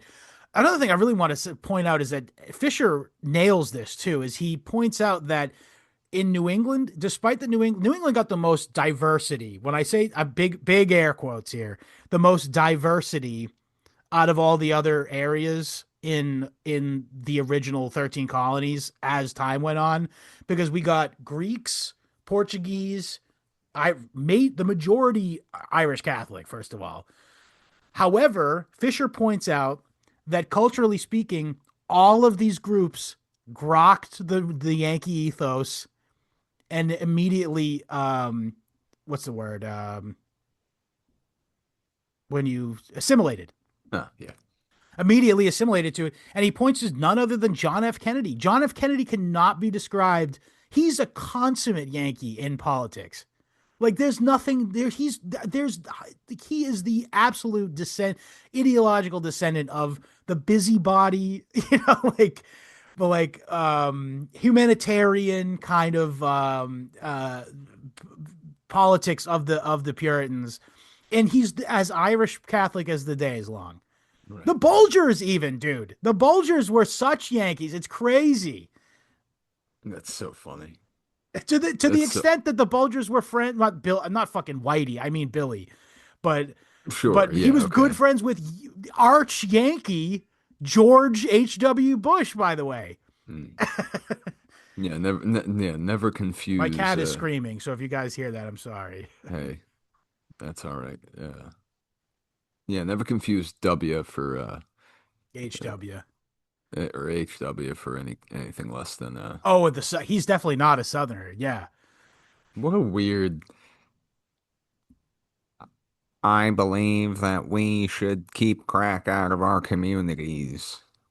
he talks like All the way all the that the way. Yankee twang is described Yeah, in the first chapter. Yeah, and then his son, well, I'll tell you, cocaine ain't bad if it's on Air Force One. he rocks actually. There's a documentary that Not was politically. He just seems like a cool guy. cool enough to have a Cool enough to nine. intentionally fart during meetings. Well, when you have nothing to say, why say anything? True. Uh, it's so entertaining a guy that there's a documentary of the 1999 campaign that was done by something Pelosi, I guess the daughter of Nancy Pelosi. Yeah, she did she did that like George Journeys, Floyd documentary too. no shit. Yeah, yeah, Well, yeah. Journeys with George was the that would have been the name of the Floyd documentary if it hadn't been the name of the Bush documentary. Yeah. Journeys with George was it, and he's on the plane and he's wearing sunglasses, and she goes, um, she said, "Are you excited about spending quality time with your family?" And he goes, "What? I can't hear you. I can't see. I can't hear you because I can't see." It was just, yeah, it's a It's deep similar cut. to like you ever like be in the car with somebody and they're having trouble finding a location. They turn the volume on the radio down. Yes. Which I think, yeah, there's more to that than just being drunk off of There's definitely more to that than wearing sunglasses wearing sunglasses and being drunk off of what I would assume was 18 non-alcoholic beers. or white wine. I would imagine he's into. On the plane, he's like, bucklers, NA. It's like, non-alcoholic. I'm like, I don't know about that. There's Yeah, some, it's like that. Remember when the in Always Sunny they're drinking wine out of a soda can? it's classy, Yeah, isn't it? yeah, sure, why not? Wine out of a But soda can, whiskey out of a mineral oh, I want to water point out bottle. something about the naming not their names, but their place name of conventions of the borderers. Butcher's Creek. Hello, Mm. Spencer. Do not knock out the wires. Um, what's it called? Butcher's Creek, Knob Hill Creek, Cuckold's Creek, um, Shit Kicker Hill. Sharp Cunt Avenue, Okay, whatever. I'm trying to remember real ones. Yeah. Well, there was one that had the C word in it. I didn't notice that one. Did it have different connotation then? Yeah, it was just how you said Refer to somebody who pal. sucks, yeah. Hey, pal. But yeah, no, I love that. Yeah, It's they're pretty. evocative of it's evocative of their violent, nature. Is that like they name it shit like that's about fucking and killing. Hmm. Yeah, it speaks to how it's inescapable from their reality, whether it's intentional or not. Yeah, The infrastructure for justice is a lot more loosey goosey. right. In Yeah, fact, it was literally nearly non-existent. Yeah. overseen by Judge Lucy Goosey. Yes. Uh, Lou C Goosey. Lucy Goosey. Lou C Goosey. It's just a guy with a hair lip and like a gunshot wound in his temple. He's got an eye I don't know. patch. He's got an eye patch. Mutton chops. Judge Lucy Goosey. Um, Um, shit. Yeah, these are the kind of guys we're talking about here. Yeah. yeah, they're pretty cool. Let's talk about some of the other things. Oh, yeah. So I said their sports are, yeah, it's killing each other with their bare hands. What were they gonna do? Eat? Cook? Their food sucks. True. I'd rather die than go to lunch. I think it's interesting that in when they were in England, they hated pigs. They thought they were like they actually had an Old Testament aversion to them.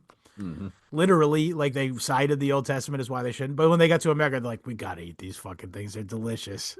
They're outnumbering us, first of all. Yeah.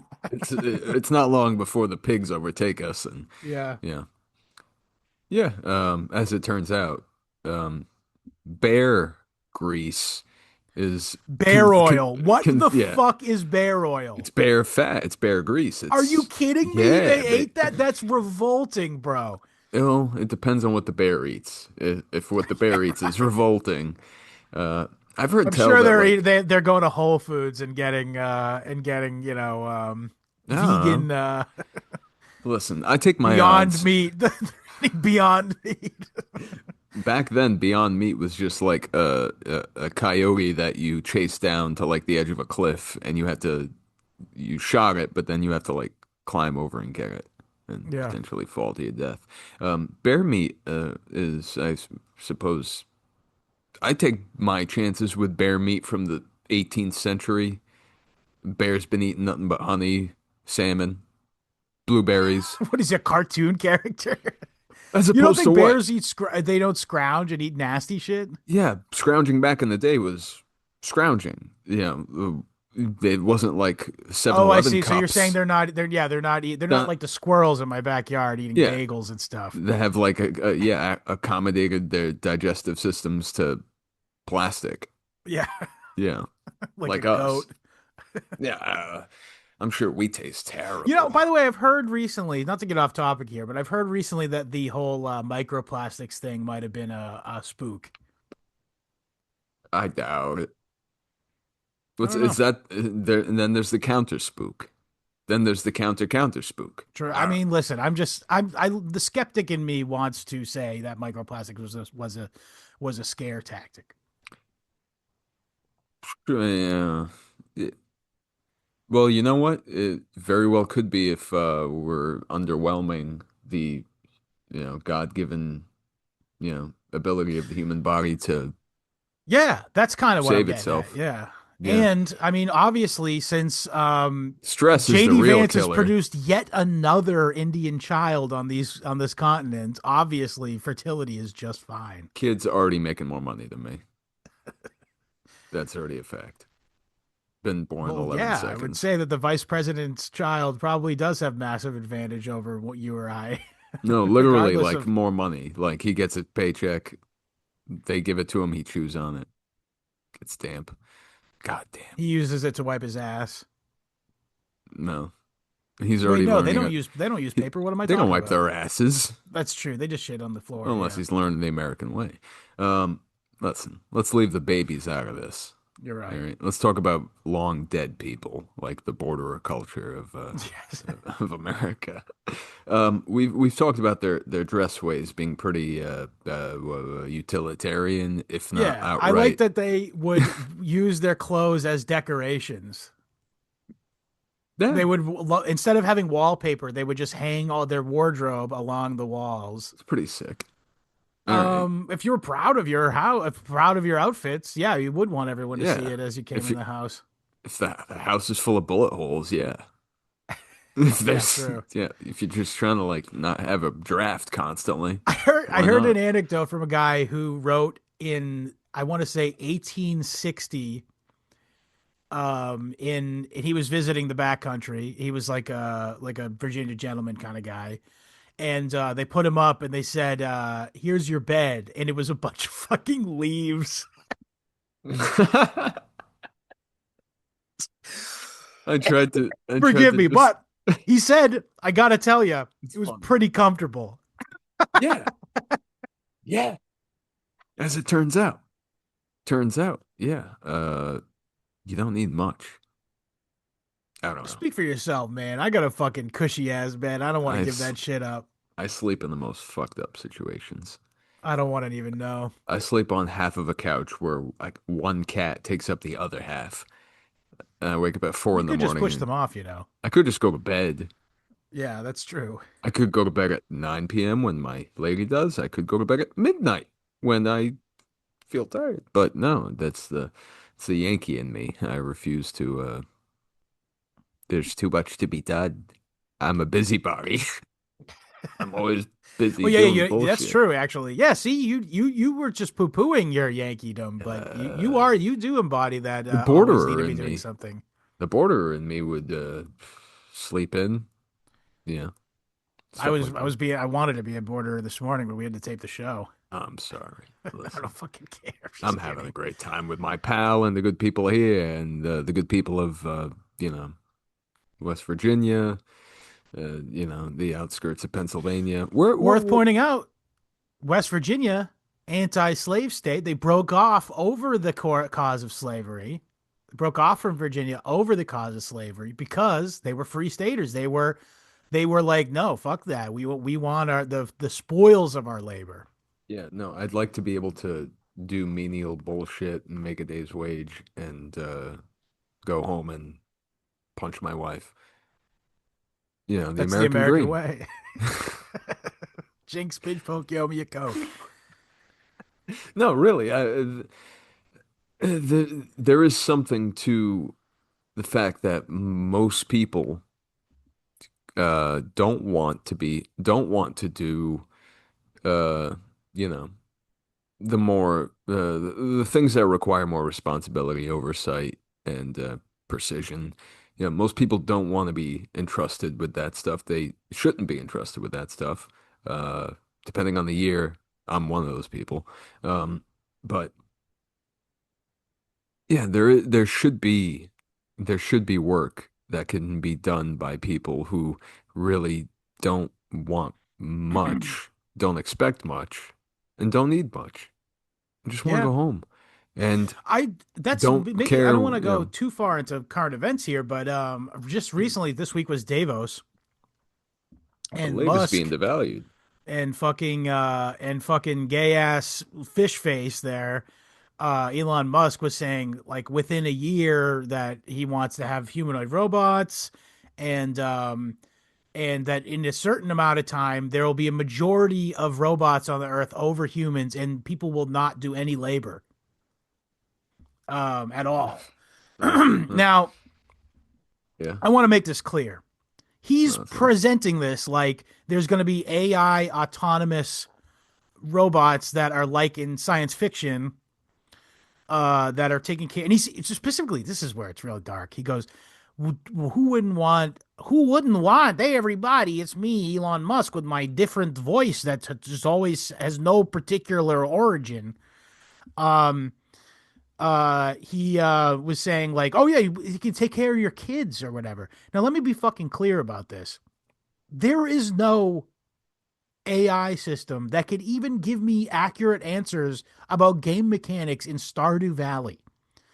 If you think a fucking AI is going to be taking care of your child within a few years, you're dumb.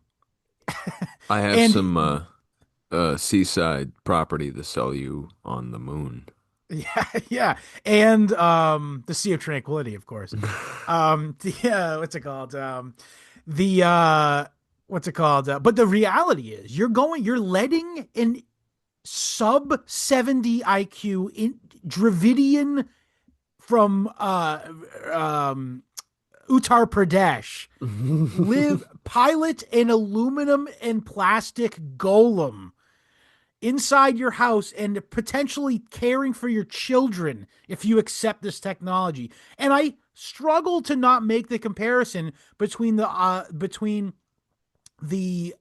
question over slavery, because if we're going to consciously accept this as a replacement for human labor, what is the difference between having a non economically empowered slave? Hmm. It's even worse actually, because like at People, least like that person people, is cared for or something, like people feel better about it this way because the prospective slave in this instance is very far.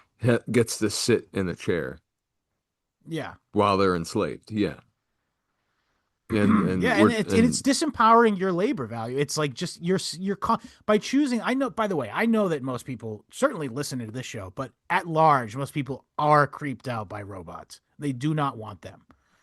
It's a very small minority of people who A, have autism, B, are really weird perverts like Elon Musk, mm. and maybe just A and B. But the point is it is a Uh, vast minority.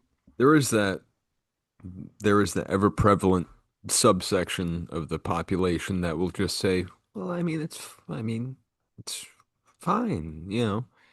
We can never not account for the, amount of people that will just go along to get along, Yes. and will accept the fact that, well, it's the future, isn't it?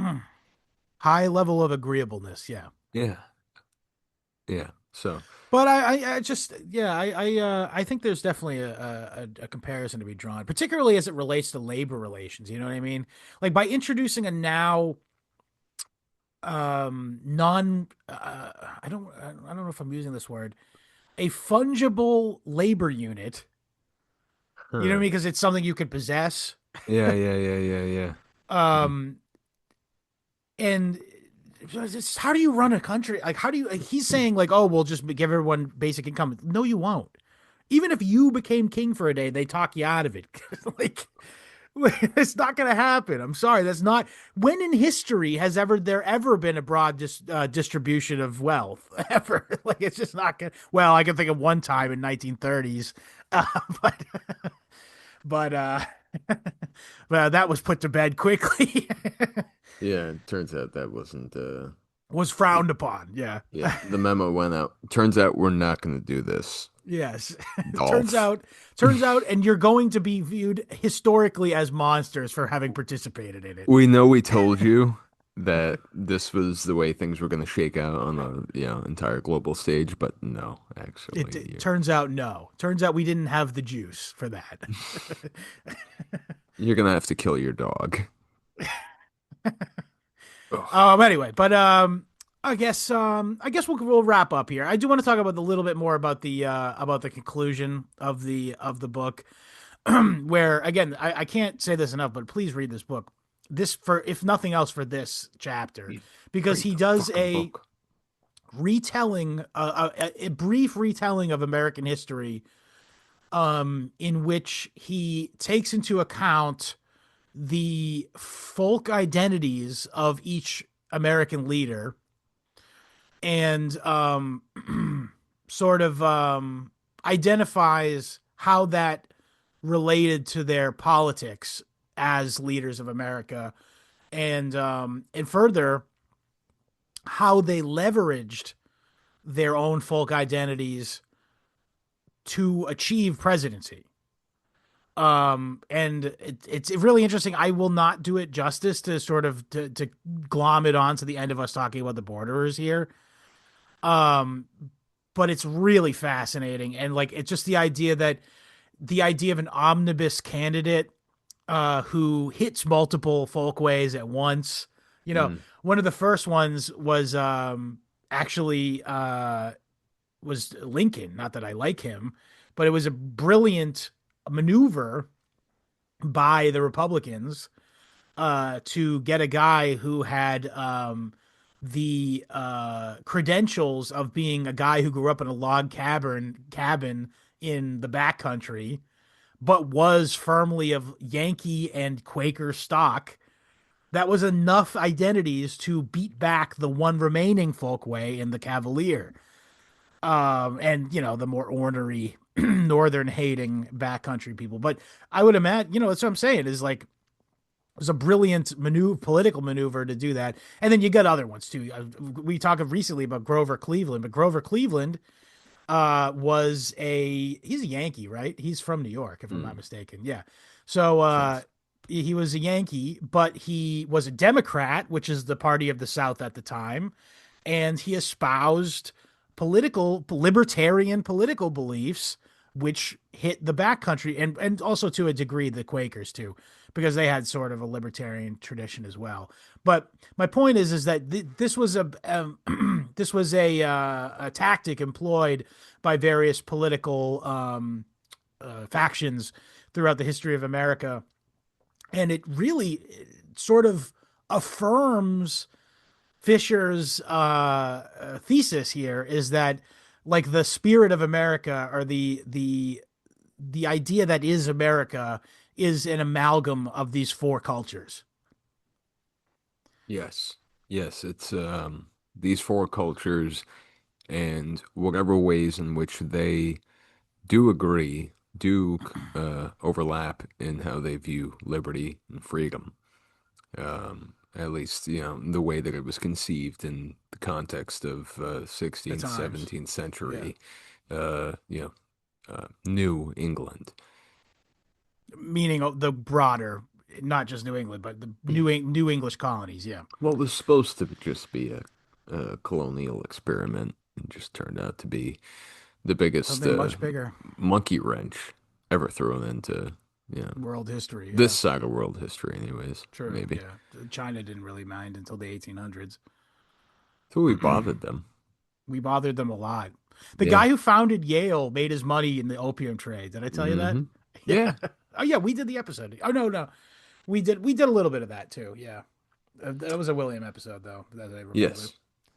So, yeah, I mean, what we should well, this is something that's coming up now. This is something that is on the tips of people's tongues. Is what even is an American? Well, that thank you for setting me up here. Yeah. Yeah. I guess this is to put it all into a final bucket, the entire book. Um, the Fisher, I agree with the Fisher thesis that the country is an amalgam of these four cultures.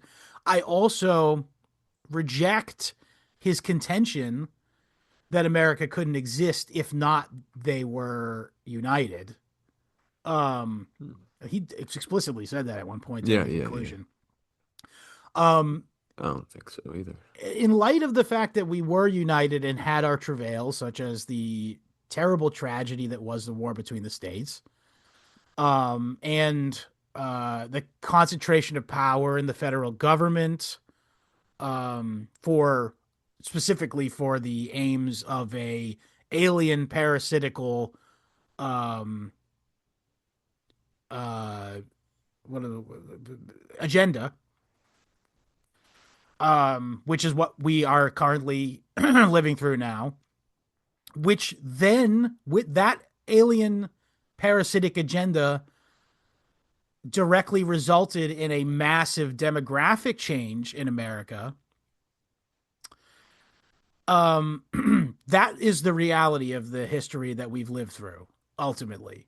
Uh, and it now, and it's replaced a lot of. So he goes into depth about how the Greek, Italian, Irish, Portuguese, and whatnot, people who came to Massachusetts and New England generally did assimilate to Yankee mores, aptly, Hmm. very aptly, and it sort of again is emblematic in John F. Kennedy.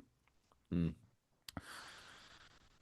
I dare say that this assimilation is over, and it's getting to the point now where the entire concept of America is obsolete.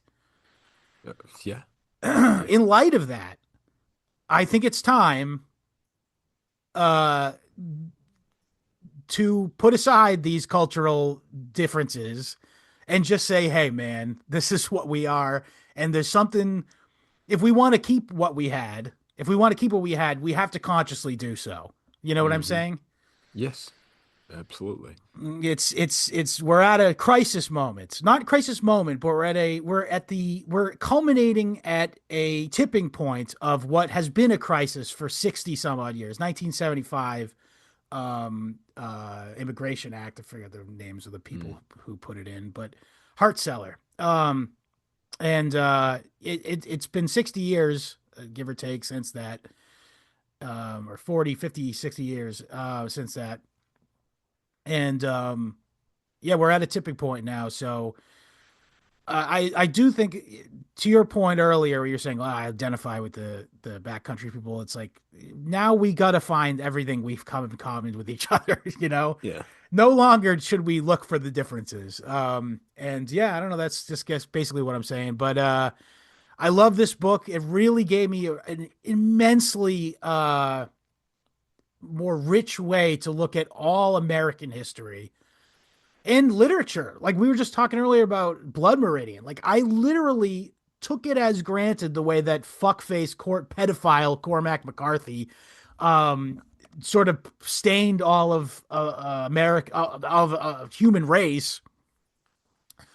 But in light of this new data I have, I can't help but look at it as a cynical utilization of the violent culture of the backcountry people Hmm. to push something that they themselves reject.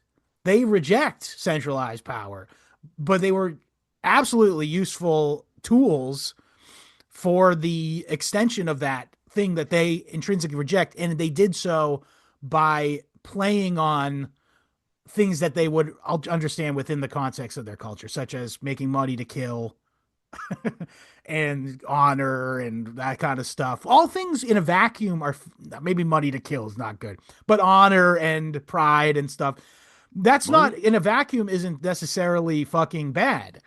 But when it's utilized to fucking expand westward and kill Indians and fucking Spaniards to do so, that's when you hit some problems. Yeah. Yeah. Yeah. Or to kill whoever. Yeah, it doesn't matter who. It doesn't matter who. Iranians, Yeah. maybe. Thank you for saying that, because we're coming to a moment in history where it's going to happen again. Who do you think's going to go over there, The man? fact, Whose boots man, are going to hit the ground? the fact that Christmas dinner is getting ruined because people are arguing about, like ice bullshit, Ugh. right? When it shouldn't even be something that has to be argued about. It's an imposition of a problem that Yeah. never would have happened naturally and should never have to be. That's why there's so much, uh, disconnect with it. But, you know, then when people are wondering, should I just get a second job or should I just, suck it up and join the military? It's like, get the third job. I mean, yeah. Be Sell a Quaker, drugs. bro. Be a Quaker, bro. Kill for money. How about that? I Just be a don't care. conscientious objector. Or that. Yeah, that's probably better than, becoming a I'm a conscientious objector to the political process. yeah. Man, do people ask you who you voted for? Like, does that come up? Yeah, and And I say I don't vote because the entire thing's a sham. do you say that one after the other? I don't vote. The entire thing's a sham. Yes. Because they're gonna ask you. You have to get to that second half, anyways. I don't You vote don't because vote? it's the entire thing's a sham. Like, no, man. They eat our I'm votes. loud and proud about it. They My eat our last vote was votes. for Trump in 2016, and I felt tricked, and I haven't done it since. Yeah, no, it's I I vote. You want to laugh? You want to make fun of me? I voted for I voted for Bernie in 2016. I voted for Trump in 2020. And the whole I mean, time, by the way, that's a massive cohort. yes, absolutely. Yeah, that's the joke is Yeah. the amount of people that really took on its face value this potential, reversal that might Both. have happened Both. in both cases. Yeah. Yeah. Both times I kind of understood it as like this is a joke. I do recognize that they kill you if you really do try to Do do anything. anything Yeah, yeah. major. So both times I understood it was a joke, To but Bernie's credit, he's anti-immigration. Americans should be able to do these jobs. Americans should be I- able to pick poison strawberries. Show me the fucking lie. I should be able to pick poison strawberries and have my Yeah. hands shaking because of all the Maybe goddamn we work plastic. on those poisons. That's possibly a solution to that. Yeah, that's the joke. It's like, oh, great, now we have the jobs back. Oh, great, the jobs are not literally, they're literally inhumane to work. That's why Dude, we had you're begging to these. be invaded by on both sides from two opposing political forces. Fight with that kind of rhetoric, Patrick. All I have to do is, where are they? I don't see them. I'm in a I was room. making a different joke. I was making Where, a different. It's the last time somebody said stuff like that, he got invaded by two sides from two enemy countries. he's doing fine now. He's got, Okay, I think he's no. dead, or he's in Agartha. You're right, but all right, we're done. Thank you for listening. Read Albion Seed. Next week we're doing Whiskey Rebellion, so more love letter to the backcountry folk, and more American history. I know you guys love it, just like me. The And hard drinking, hard loving type of yeah, folk. so for us, www.historyhomos.com. Anything before I say that? Anything you want to summate on? I got to give you the option. Oh, I appreciate that. Just the fact that there, it's unfortunate that for all the years that the average American spends in, public or whatever schooling, where, they're being told the story of this rock that we're living on and, the vicissitudes of how it's ruled. Um, there has to be a recognition that there can be something that is, in a way, at odds with itself, but it's still floating in the same direction. And there is something about America that makes sense. That's why it's worked for however long it has, but Mm, without, there's a reason some diaspora take to it better than others. And right. they nestle themselves right in, and there is a beautiful thing about that. Uh, but at the end of the day, um, you know, there has to be a whole, if you're a homeschooling type, which I know it's not a it's a non-zero amount of our audience. If, it's important to address the, minutia of cultures, of the various cultures that, end up, that are part of the thing that culminates in whatever piece of Right. paper you're going off of. So, yeah, I don't know if I really said anything there other than read a book or two, but Andrew Jackson Always would, be always be curious. and don't don't be too hard on people. Yeah. So www.historyhomos.com for the RSS feed. We're also available on YouTube, Odyssey, Spotify, BitChute, Rumble, and most importantly on www.historyhomospod.substack.com. If you like the show, we got 100% more show for you behind the paywall. This past week, we did our contractually obligated review of the new 28 Years Later film. Go check it out. Lots of funny stuff to say about it. And again, it's just every week there's a whole new episode in addition to the one you just listened to. And it's also a great way for you to actually consume this episode as well. The Substack app's pretty solid. The Substack, infrastructure is pretty solid. I mean, but yeah, so historyhomospod.substack.com, and you'll be supporting the show and ensuring that we keep doing it. And at the rapid fire and quality that we do it as at the moment. We can also follow us across social media at History Homos Pod on Twitter and Instagram. You can join us at time of recording. Still the friendliest place on the internet is our Telegram group. And if you want to join that, t.me/historyhomos is the channel. t.me/historyhomos chat is the chat. Come join us. Again, warning, you should probably say a racial slur the second you come in to prove that you're not a casino scammer. That's Or been the the problem abuse. lately, these casino people. Do they really think people are going to go, ooh, a casino ad in my racist group chat? Better click it, idiots. Anyway, so yeah, if you have any questions, comments, or concerns, email me at historyhomos@gmail.com. And yeah, if you also would like to buy a t-shirt or a dwindling stock of t-shirts, shoot me your size and address at that email address. Die with dignity. Patrick, what would you like to say before we say goodbye to Albion Seed and to our friends for one more week? Oh, Scott, Irish. Just 2 words. Later, homos.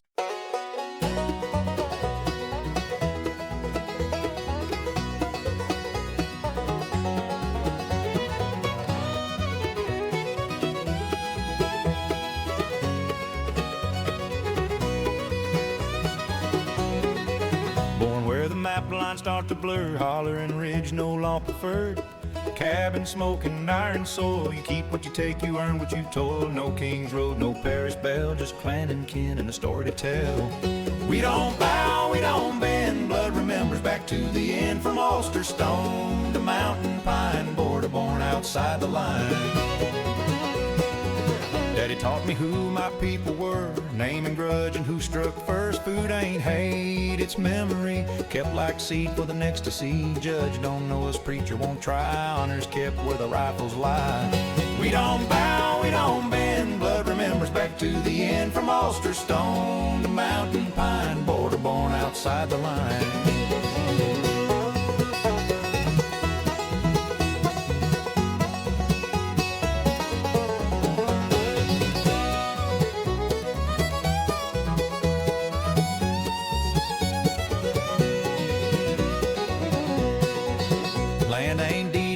Possessed by the one who stands a test. Fenced on, whole law don't last. Only kin and favors passed. You cross us wrong, you'll learn the cost. Every slide is never lost. No paper crown, no distant rule. We settle matters old and brutal. Freedom ain't clean, it's hard and lean. Carved with hands that bled between. Fiddle cries like an old-time whine. Banjo rattles the blood and bone. Foot on earth, eye on sky. We don't scare easy, we don't ask why. They call us wild, they call us mean, say we won't fit their ordered dream. But when the frontier needed men, they sent our kind again and again. War comes fast, peace comes thin, that's the world we're living in. We don't bow, we don't bend, blood remembers back to the end. From Ulster stone to mountain pine, border born outside the line.